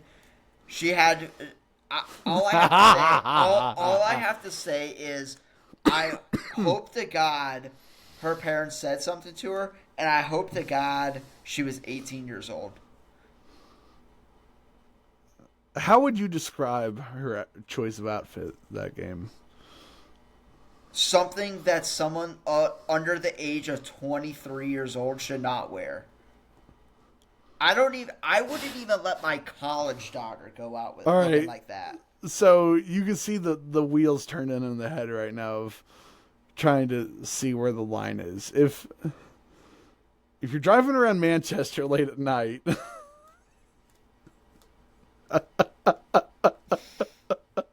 you know where this is going, right? Yes. You know what you see her, a certain. I'm going to censor myself here. Certain people would roll down their window and try and set up a business arrangement. That's what it looked like. That's 100% what it looked like. It was so bad of an outfit that she looked like a hooker. Let's just say she looked like a hooker. I'm not a classy one either. This was something that you. This is truck stop lot lizard outfit. This is something that you would see in Las Vegas after dark. Yeah. Not in a good way. Not in a good way whatsoever. I feel bad for the parents. And when you're young and rebellious, you want to test the boundaries, but a high school state championship game. Yeah, I remember. We had the binoculars, and they were looking at her from both dugouts. You remember this? Yeah, it was so bad. That's why she did it. She wanted attention. She wanted attention. That's what it is. Absolutely. And, obviously, like, I'm not, sitting here saying that she's some, like, evil succubus or something. Like, what I'm saying here is, like, obviously there's something going on to where she felt the need that, like, she had to get attention from high school kids. Like, there was some sort of deficiency there, like, in her esteem or self-worth, where that's where she decided to, like, chase that. It's like, we joke, but that's honestly, like, a sad commentary on life in 2025. Yeah. Like the fact that someone is so unfulfilled that they need to, like, do that. And anyway, we got away from minor league baseball, but what about as we tend to do? What about what was the best, like, production booth moment this year, and why was it me singing "Take Me Out to the Ball Game"? It was definitely not you singing. No, honestly, the best moment from this year, if we're talking about a pure production standpoint, was probably Peyton Williams' home run. Peyton Williams' walk-off home run. Either that or the no-hitter was pretty fun to watch, but I know that you weren't at that game. I was in the trenches probably that night. Yeah, Did you? Whenever I wasn't up there, was there questions like, "What is he up to?" No, there was never questions as to what you were up to. What is he in his sorcerer's tower trying to unlock a portal to hell? I think the thing about it is that it was like, whenever you were up there, it was kind of some of the younger kids would get a little distracted. And then yes. Whenever we had the legendary Ken Kale. Shout out Ken Kale. It was more of a professional production. But, like, Ken Kale's he's been doing it for 50 years. Yeah. Yeah, and, like, here's the thing that I think a lot of people didn't completely understand was that Ken has been doing it for so long, and so whenever he comes into the booth, he just brings that aura with him. But Charlie Murphy. But here's the other thing about Ken is that I love Ken. Yeah. But at the same time, Ken would probably even say this himself. He does not want to be doing 69 home games the entire year. Like, if you asked me to do it, what would I say? What, 69 home games? You'd say absolutely. But, like, he has the skins on the wall. I don't. He doesn't need this as an accomplishment. I do. No, and, like, that's the thing too, is, like, Ken also, like, here's the other thing about minor league baseball, getting back to the topic of minor league baseball, is that whenever you're working in minor league baseball, you typically have a life outside of minor league baseball as a worker. Whenever you're working in Ken. But whenever you are working professionally in the major leagues, that's your career. Like, if you're a PA person in the major leagues, like, that's your career. Like, that's literally your life. 81 nights out of the year, you are going to be at a ballpark for 8 or 9 hours. Absolutely. In minor league baseball, it's one of those things that it's like, if I can get you for 40 games out of the year, that's a win. Yeah. And my goal is I want to be one of those guys who does 81 home games in an NHL season. Like, I want to be the guy who, this is what I do. This is what I love. And, there were some things about, learning, getting better, kind of reining it in, whatever it is that I am. Because it can be quite a bit from time to time. I do feel like I did get better as the season went on. I think so too, and I think that this is, especially in minor league baseball, first impressions mean everything, right? In minor league baseball, in sports in general. And I'm coming in having worked in hockey my whole career. Yeah. I'm used to the fucking balls to the wall, the blowing dudes up, the bench clearing, the healthy scratches, fighting it out with the billet moms, and it's time for the piece of my power play. I'm used to the the fucking high energy. You know, we're blasting Pantera. We are blasting Passenger of Death. I mean, we are going insane here. And to go to a minor league, like a relaxed family environment, the idyllic, the boys of summer. Baseball is what I grew up around as a fan. Hockey is what I grew up around as a professional. Yes. And to take it from that, where I've got coaches giving me a suitcase. Have I ever told you this story? One of my first years in hockey, I'm not going to name the coach because this is a huge problem, but I had to guard his suitcase when we were on the road. And he's like, do not lose it. Do not lose this suitcase. Do not lose this suitcase. If I even, one day I show up, so, where's the suitcase? Don't let it out of your sight. We go up to his room after the game. It's me and the traveling party. And I open up and there's 108 cans of Natty Light and 3 bags of melted ice. That was what was in the, that is the environment.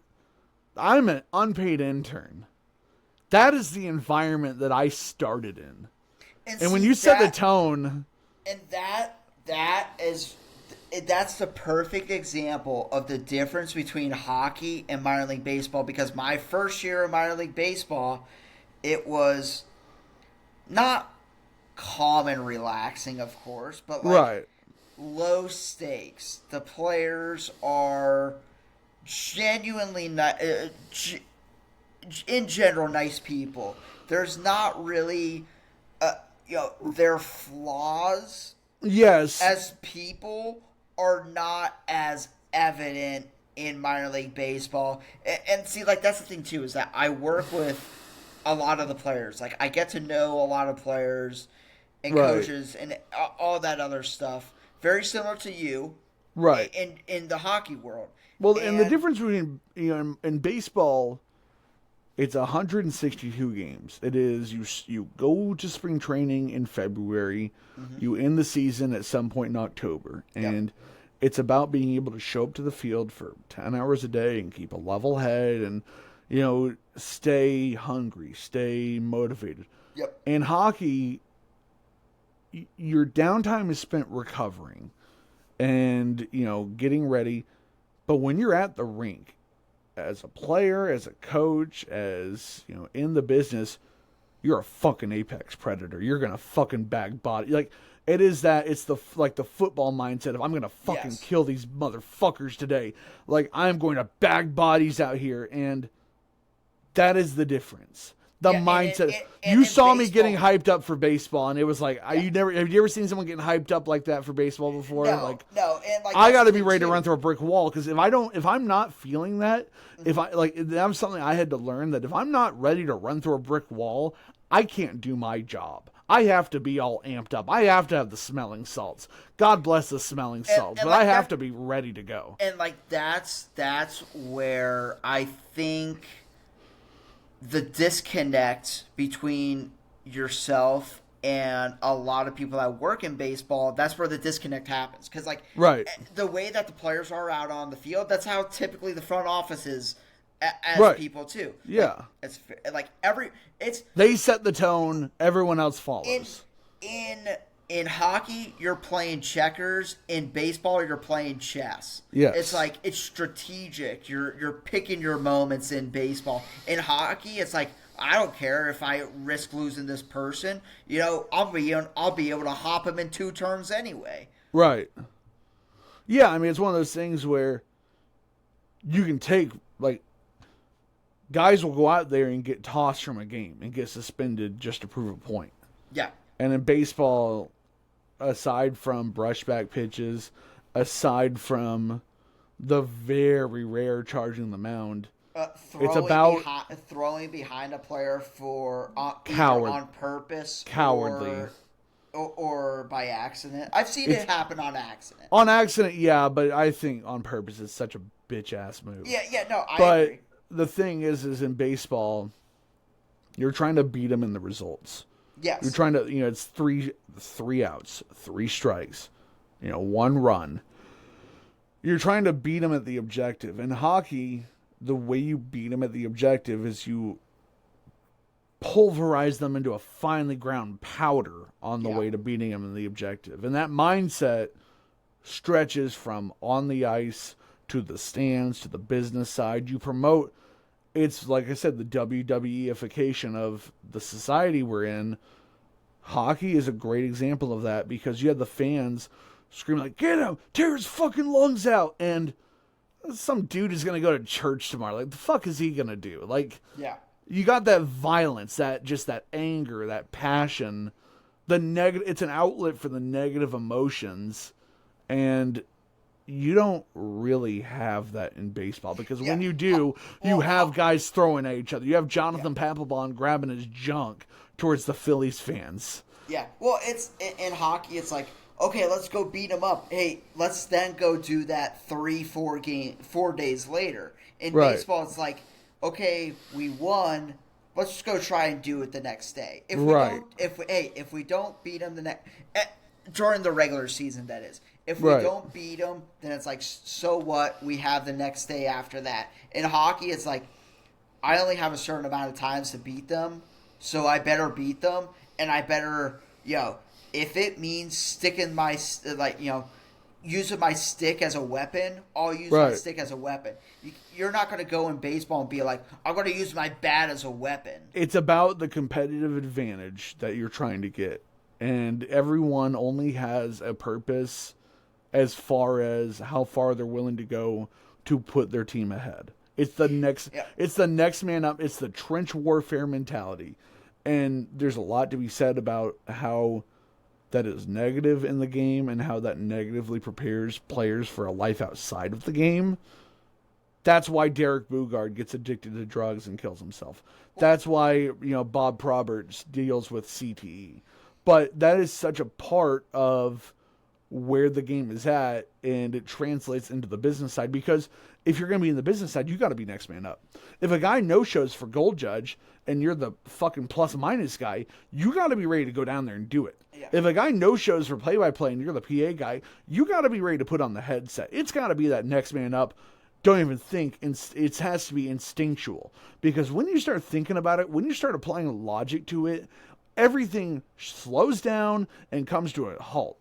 The whole industry in the game of hockey relies on boom, boom, boom. It's the 45-second line changes. It's the quick business adaptations off the ice. And if you're not nailing that on time, everything is fucked up from there on. And here's another aspect in minor league baseball, and maybe you have a take on this, but in my opinion, in minor league baseball, there's people talk about home field advantage. In my opinion, minor league baseball, there's no such thing as home field advantage. No, because these guys aren't really part of the community. They're there, they're staying in apartments, and it's like Trey Savage. He's only going to be there for a couple weeks. Yeah. It's not home. You don't develop... Even in the AHL for hockey, like, you could still say that there's somewhat of a... comparing that minor league compared to minor league baseball, you could still... In my opinion, I grew up around the AHL more than I did the NHL, just because... the minor league hockey team was 5 minutes away from where I grew up. But they have a higher chance of having a home field advantage more than in baseball, where in Major League Baseball, yes, I think for certain teams there is a home field advantage. One of the teams I think that has a home field advantage is the Phillies. I think the Phillies, in a way, not a huge home field advantage, but they have a somewhat of a home field advantage. It exists.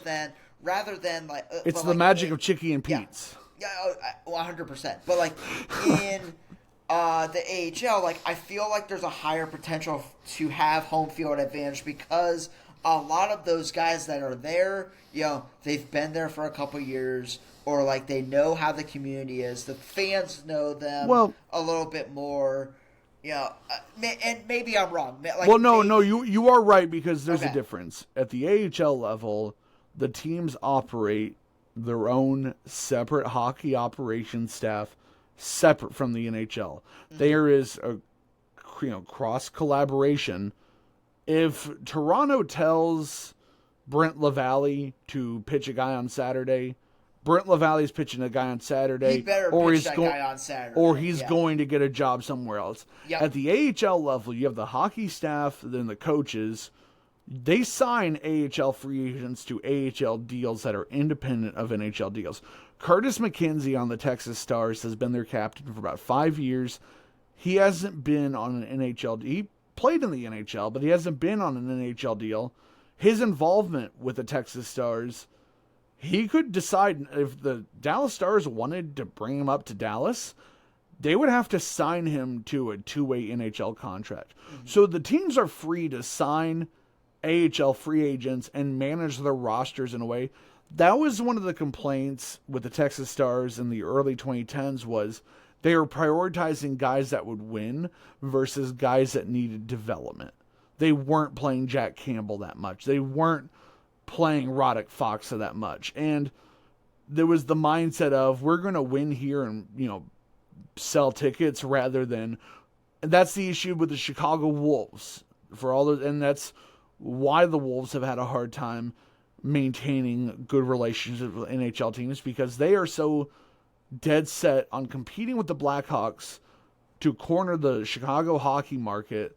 They will make decisions that are best for the immediate, what is best for the Chicago Wolves versus what is best for our NHL affiliate who is 1,000 miles away. Yeah. And, if it's that's the thing. And in minor league baseball, it's so even before major leagues took it over, your coaching staff, your on-field staff, your player development staff are all part of the major league operation. Yeah. And so that's the one thing I don't think people out there listening might not know, right, is that whenever you're looking at, let's just say you're looking at the lineup, and let's just say you see a guy that's hitting 150 and it's halfway through the year, you might be saying to yourself, hey coach, why are you playing this guy that is hitting 150? That's not his call. That's not his, that he makes certain calls, but it's not one of those things where it's like, oh yeah, I'm purposely putting the guy that's hitting 150 in over the guy that's hitting 280 on the bench. Like that's just not, like, in minor league baseball they prioritize development, and that's it's player development over winning. Yeah, and that's and when you're able to do both, it's great. But when you're like, if it comes down to one or the other, these front offices get guys in positions of power that are going to be on the same wavelengths. They're going to be on the same school of thought, and they're going to learn how to defer to the wishes of a major league clubhouse miles away. Yep, they don't like, every single one of the coaches that comes in that I've talked to, in a way, it's interesting to see how their minds work, because whenever you're growing up and everything like that, you're taught winning is everything. Right. But whenever you're in minor league baseball, it becomes one of those things in which they come in, they're like, hey guys, like, we're prioritizing, as you know, we're prioritizing development. Yeah. If we win games, great. But our goal here is not to win a championship. Our goal is to develop players to win a championship. It's not win a championship to develop players. Yeah. Yeah, I mean, if your Double-A team is winning the Eastern League every year, but your major league team sucks, it's a failure of the system. Yeah. You don't want that. You don't want guys who top out at Double-A, Triple-A players. You want guys who can be impact players at the big league level. Either that or be attractive to other teams to where they're willing to trade for them. Yep. And that's the thing. And that's the difference between hockey, is that you have a separate business staff. You have a separate hockey operations staff. And, if you got a 37-year-old career AHL goalie and, a second-round pick from Germany goalie, you're going to put in net who can win. And I do believe, the head coach a lot of times is a part of the NHL staff, and there is communications there, but there's outside pressures, there's externalities that affect the day-to-day roster decisions. Is Alex Petrovic the best? I mean, if you're playing him instead of Gavin White, does that help the Dallas Stars down the line? If you're playing Curtis McKenzie instead of Matt Siminoff or Artu Hiri, is that good for the team down the line? No. Does that sell more tickets in Cedar Park? Yes. Yes. And that's the thing. These teams are separate. I mean, and I think it's a bad example because the Texas Stars are owned by the Dallas Stars. They're owned by Tom Ghilardi and DSE. So the bottom line has to remain the same. Yeah. But you get into a situation where, like I said, the Chicago Wolves are a private ownership group in Chicago, and they've had trouble maintaining friendly relationships with Carolina, with Florida, with all the teams that they've been affiliated. You look at their list of affiliates in the past 15 years alone, I mean, that's probably bouncing around quite a bit. And that's because it's hard to establish a good player development relationship with a team like that. I feel like what we need to do for a podcast is have a Venn diagram and have like the general stuff that happens in both minor league baseball and minor league hockey, like player development and all that other stuff, and like put it into the Venn diagram of like, right, this stuff is, because like you know more about the way that minor league hockey works, and I know more of how the minor league baseball works. No, there's no disputing that. It's interesting to see like the parallels, like even with you talking, like it's interesting to see the parallels between the two. It's a much more streamlined system in baseball, and that has been something, I mean, for the longest, as long as I can remember, the field staff are provided by the major league team. Mm-hmm. It's the minor league field coordinator and the GM that help coordinate that. Mm-hmm. And, I mean, could you imagine the fucking, like, the Tri-City Dust Devils hiring their own manager? Like, that sort of shit would never happen. No. And a lot of these times, these coaches, these managers are prospects in of them themselves. My high school baseball teammate, Esteban Cardoza, was the manager of the Dominican Summer League Rangers. Mm-hmm. He's now managing the Arizona Complex League Rangers. His brother just got hired by the Mariners as their third base coach. Carlos Cardoza started in the DSL when he climbed the ladder. He was with the DSL Rangers, the ACL Rangers. He was in Kinston. He was with the Wood Ducks when I was there. Jumped straight from the Wood Ducks to manage the Rough Riders, and now he's the Mariners' third base coach. These are guys that the coaches by themselves are prospects. And you have some of that in minor league hockey. Neil Graham went to the Idaho Steelheads as a part of, he was an up-and-comer with the Stars. Then he got promoted to the Texas Stars head coach job, and now he's an assistant coach in Dallas. So we have that pipeline sometimes, but a lot of times, like, Everett Sheen is going to be coaching in Idaho as long as he wants. Eric Trapp is going to be the GM in Idaho as long as he wants. Those guys are hired and paid by the Idaho Steelheads. Mm-hmm. And it's a different setup than, your pitching coach, your bench coach, your first, third base coach, your catching coordinator are paid by Toronto. Yeah, you're looking, not only are you looking for a coaching staff that's closely relates back to your morals in the baseball world, right? As far as like what you want to focus on and everything along those lines. The organizational alignment. What are we prioritizing for player development? Yeah. And creating a culture of how are we going to get guys from draft picks or international free agent signings to where they can provide the maximal amount of value for a major league organization. Yeah. And it's interesting to see because I don't think I've seen it at any of the teams that I've worked for, but I've seen it on other teams where you're looking at a coaching staff and you're like, I don't know if that's a coaching staff to really coach these kids up, because it doesn't like each minor league baseball team treats minor league players in a different way, where it's like they prioritize certain type of player.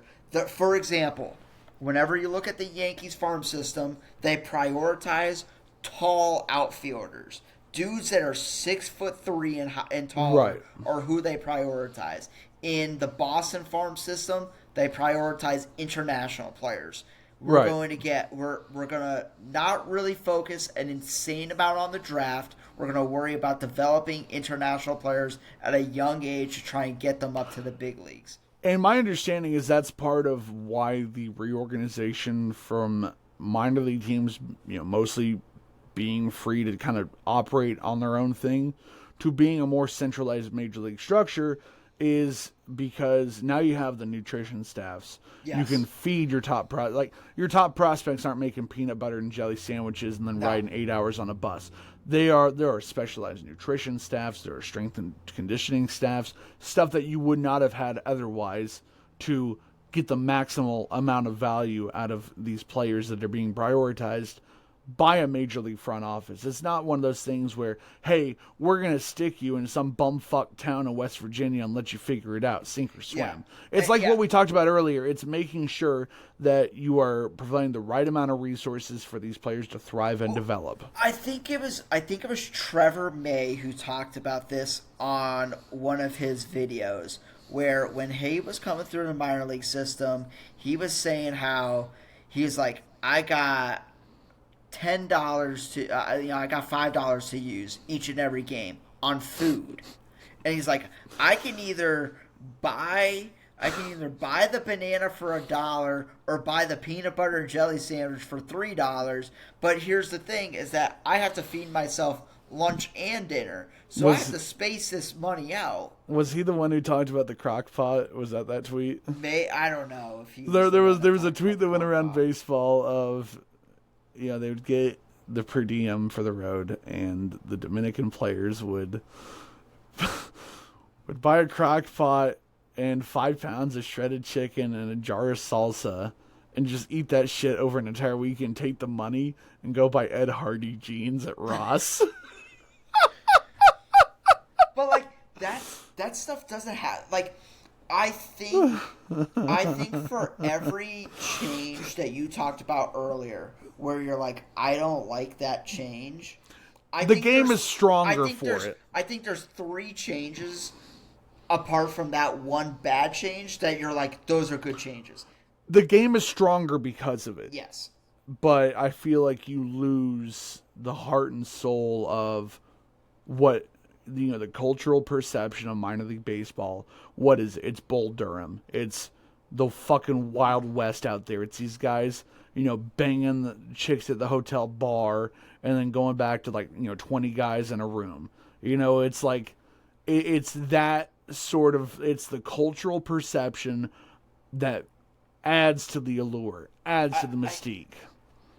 I think the thing about minor league baseball is that the fun aspect of minor league baseball has decreased over time, but then you have the Savannah Bananas, who the Savannah Bananas have done everything right up to this point. But I think the one thing that could bring the Savannah Bananas down from their pedestal is by adding more and more teams onto the league. For better or for worse, I think in my opinion it's worse, because then it's like whenever you're wanting to go see the Savannah, let's just say you want to go to Banana Ball. And it's not the Savannah Bananas. Let's just say it's not the Savannah Bananas. It's the Pocatello Piss Wizards and whatever. It's the allure of saying, I went to go see the Savannah Bananas, and now that more teams are being added, great. It's cool that they're adding more teams, but at what point is it going to be too many teams that they add? When you go to the Globetrotters, you're going to see the Globetrotters and the Washington Generals. Exactly. And the Generals, I always prayed for them to win, man. I always wanted the Generals. Oh, it's always fun to cheer for them. I'm going to stake my claim as one of the top 5 Washington Generals fans on the planet right here. Okay. That is the claim of this. This is the official podcast, the Washington Generals. I have a hot take about the Harlem Globetrotters. Go, let's do it. My hot take of the Harlem Globetrotters is that it's fun to go see the first time, and it's not as fun to go see every other time after that. Well, when the circus is in town, you go once. You're going to go the next night? No. You've seen Absolutely it? Not. You've seen it? Yeah. It's fun when they get different guys and different bits and different people. It's fun where you don't know if it's going to be the unicycle or the trampoline. But you got to go like once every 5 years for them to really switch it up. But I think that's one of the things that has made Banana Ball successful is that you don't know what the outcome of the game is going to be because it's baseball. Like baseball, you can't script baseball. No. It's very difficult to script baseball. Once the ball leaves the pitcher's hand, no one but God knows what the fuck is going to happen. No one knows. And see, that's why I always laugh at the people that say, well, sports are scripted. It's like, at least like, especially in like baseball and hockey, it's like, if I were to tell you it, like, imagine me going to a team and saying, hey, you're going to lose 20-3 today. Are you okay with that? No, I mean, no one. That's the thing. We could get into a whole again. Right. You know, we could get onto a whole. I just wanted to remark from from a metaphysical aspect, the fact that we've been going for 2 hours and it took like an hour and a half of that to actually talk serious sports. Yeah, it is crazy. We're talking about all sorts of shit. But isn't that like how our conversations are? Like this podcast is our conversation summed up, where it's like, okay, we're gonna start on a topic. We're gonna start talking about. We're gonna take 45 minutes to take the Luggage Shuffle story out there. We're gonna talk about the Luggage Shuffle, and then we're going to get on a side tangent based off of something that one of us said that was part of the Luggage Shuffle story. We're gonna talk 30 minutes about that. Now we're gonna go back to the Luggage Shuffle story. God bless Lionel, by the way. Yeah, God bless him. And then we're gonna go. Is he on? He's on Tinder? Has he found a match yet? I have no idea. I don't want. I hope he has. God bless his soul. And then we're gonna go on to what we were actually going to talk about, and then we're gonna go on another half an hour side tangent, and then we're finally going to talk about the topic that we actually wanted to talk about for a solid amount of time, which is where we're at now. It's like it's like a story. It's like, we're now on like the climax of the story where we finally got to where we were trying to go. It's like you said, it's like I said, it's the fucking Fear and Loathing in Las Vegas. You don't really know where this thing is going, but here we go. But we're going to get there somehow. Get in the car with Alex Posani and Hunter S. Thompson. I'm the Hunter S. Thompson of the sports world. Are you? Is that what you're going to say? Okay. You can see it. Fair. You can see it. Yeah. God rest his soul, man. We need Hunter S. Thompson now more than we ever have in If you're Hunter S. Thompson, then like who would I even be?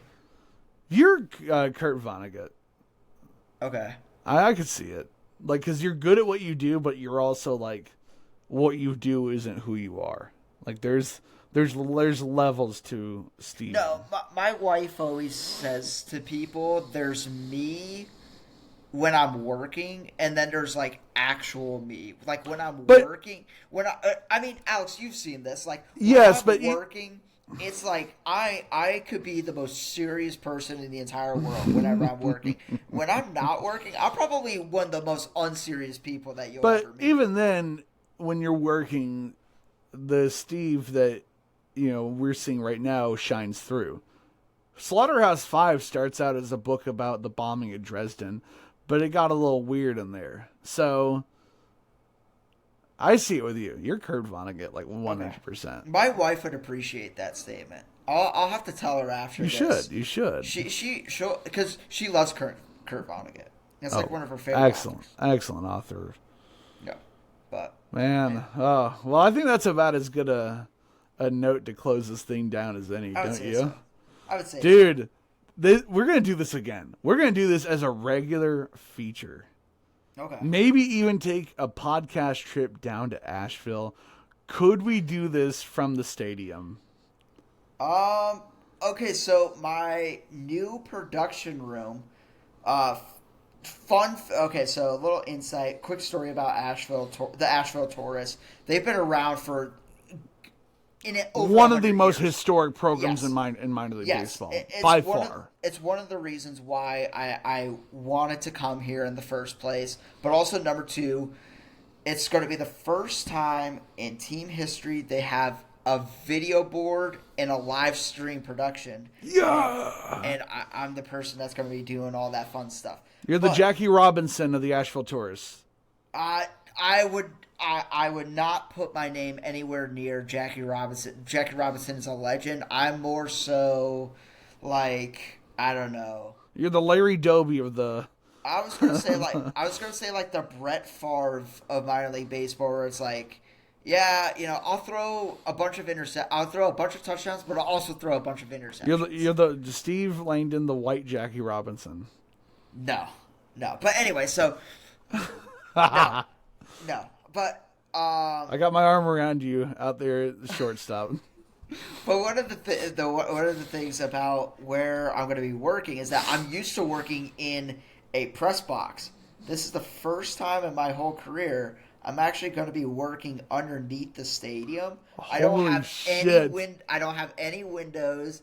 I have me, myself, and I pretty much for the majority of the time. I'm going to call it the lair. You're in the NORAD bunker. Dude, they said I'm in.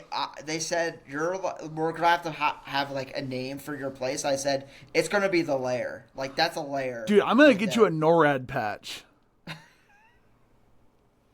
Yeah, I'm gonna do it. Strategic Air Command, NORAD, Steve Langdon. But yeah, so that's kind of the situation in Asheville. So I mean, if you're going to come down to the stadium, then we could probably do it from the lair.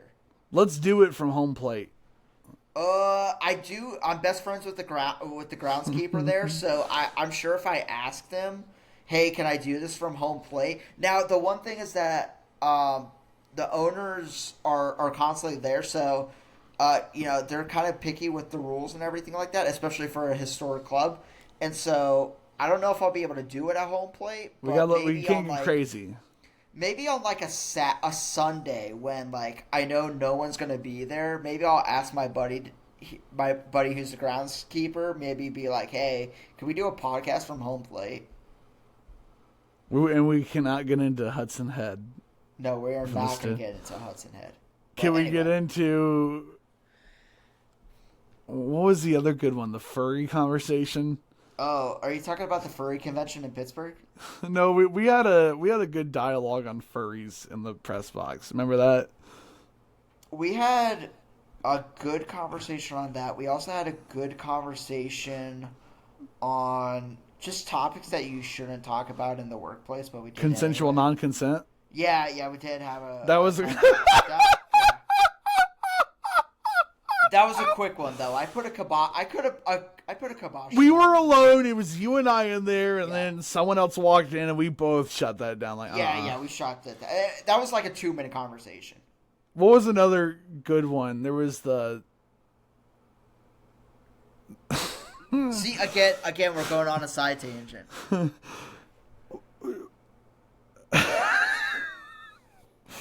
So. I don't even know if I want to put my name on a lot of the conversations that we had. Dude, it's... For better or for worse. It's a long season. It is. And stuff can get a little sideways from time to time. Yeah. But, as crazy as I am, I like to say this. I always treated everybody with respect. I always was kind to people. I was never, nothing I ever said was mean-spirited or like making fun of anybody. There were certain people on our staff who I feel like lesser people would have like made fun of them or made them feel unwelcome. I agree. But I felt like I went out of my way to make them a part of like what we were doing, a part of the fun, not at their expense, but we were having fun. I thought I was more. We were having fun with them. by talking about subjects that we like wouldn't usually talk about, but like you wanted to include them. Yes, and I thought we were. That's the thing. Include. I thought we were a friend to all there, and I thought that's the thing. At the end of the day, like even if we are getting a little, the subject matter is getting a little risque. We are treating it like we're not making fun and we're not saying bad things about people. Like, we had Riley up there, a professional young woman, and I feel like in 10, 15 years ago. I mean, I can't imagine how tough it's been for her working in hockey as a young woman. 10, 15 years ago, you'd have to be like the 1% of the 1% as a woman to make it in that industry. But I like to think that I always treated like her with respect. And I was always kind to her. And I always was very respectful towards her. There was an understanding that, hey, this is someone that I'm working with. Yeah. And I'm going to be good. Like, I'm going to try and be a decent person, and that's the thing. At the end of the day, it's about being a decent person. You should try and get someone that's like a woman within the sports world, and like I want to get Riley on here. I remember I was telling her about this last year during the season. I want to ask her about her experiences as a woman in a man's game. Yeah, and I think she would have a very interesting perspective on what that's been like. I think so too. And I'm not. She's a very she has her head on her shoulders and stuff like. Right. I think that's the issue with women within the sports world is that you have to have a level head, and you can't let people get to you, and you have to have like a strong personality, but not like a strong. When I say strong personality, not someone that's like arrogant or something. You gotta have thick skin. Like, yes, thick skin is the right word. Yes. Right, so. And that's and I think it's an unfair standard at times because women in this business have to put up with things that you and I would never see. And just on the fact that they're women, not on the merits of their personality. It's like we had, I'm not going to name any names here. We had female coworkers getting hit on during games last year. Not in our department, but around the organization, and that got addressed. That got addressed. Thank God, they got on that. That shouldn't have happened in the first place. No, I've had it. I've had it happen with my employees, just throughout my years, and it's one of the It mostly happens on the people that I have working cameras, and it's one of the reasons why I am slightly hesitant to put my female workers on like a base camera that it's just them standing next to players because I'm fearful for them. Now, it's not that I haven't done it before. I've done it plenty of times, but it's one of those things where it's like you have to know that they're strong enough and capable to handle it. There has been a couple times in which I've had a female worker come to me and be like, hey, like, I just don't feel comfortable working base camera today. Could I switch with someone? Absolutely. And that should never, ever happen. No, and I like to think that we as a society, we've gotten better about that. I would hope so. I mean, because and I'm not going to sit here and say that I'm some sort of paragon of moral virtue or that I'm always doing the right thing. I'm a degenerate. I'm a scumbag. I know who I am, but at the end of the day, I want to treat people right, and I want people to be good to each other. And like Riley, I always respected boundaries, and I always respected who she was as a person, and the fun and jokes I had. I was mindful of the fact that whatever I say to her would be taken differently than if I said it to you. Yeah. And that's one thing, like, I'm not going to sit here and, break out the knee pads because I did the right thing. It's like, you don't get congratulated for doing the right thing. But I do feel like that needs to be a more common aspect of, just people need to get their shit locked down. Damn, we ended it on a serious note. The fun podcast for 2 hours ended it on a real serious note. But I've got to hit it, Steve. This has been incredible.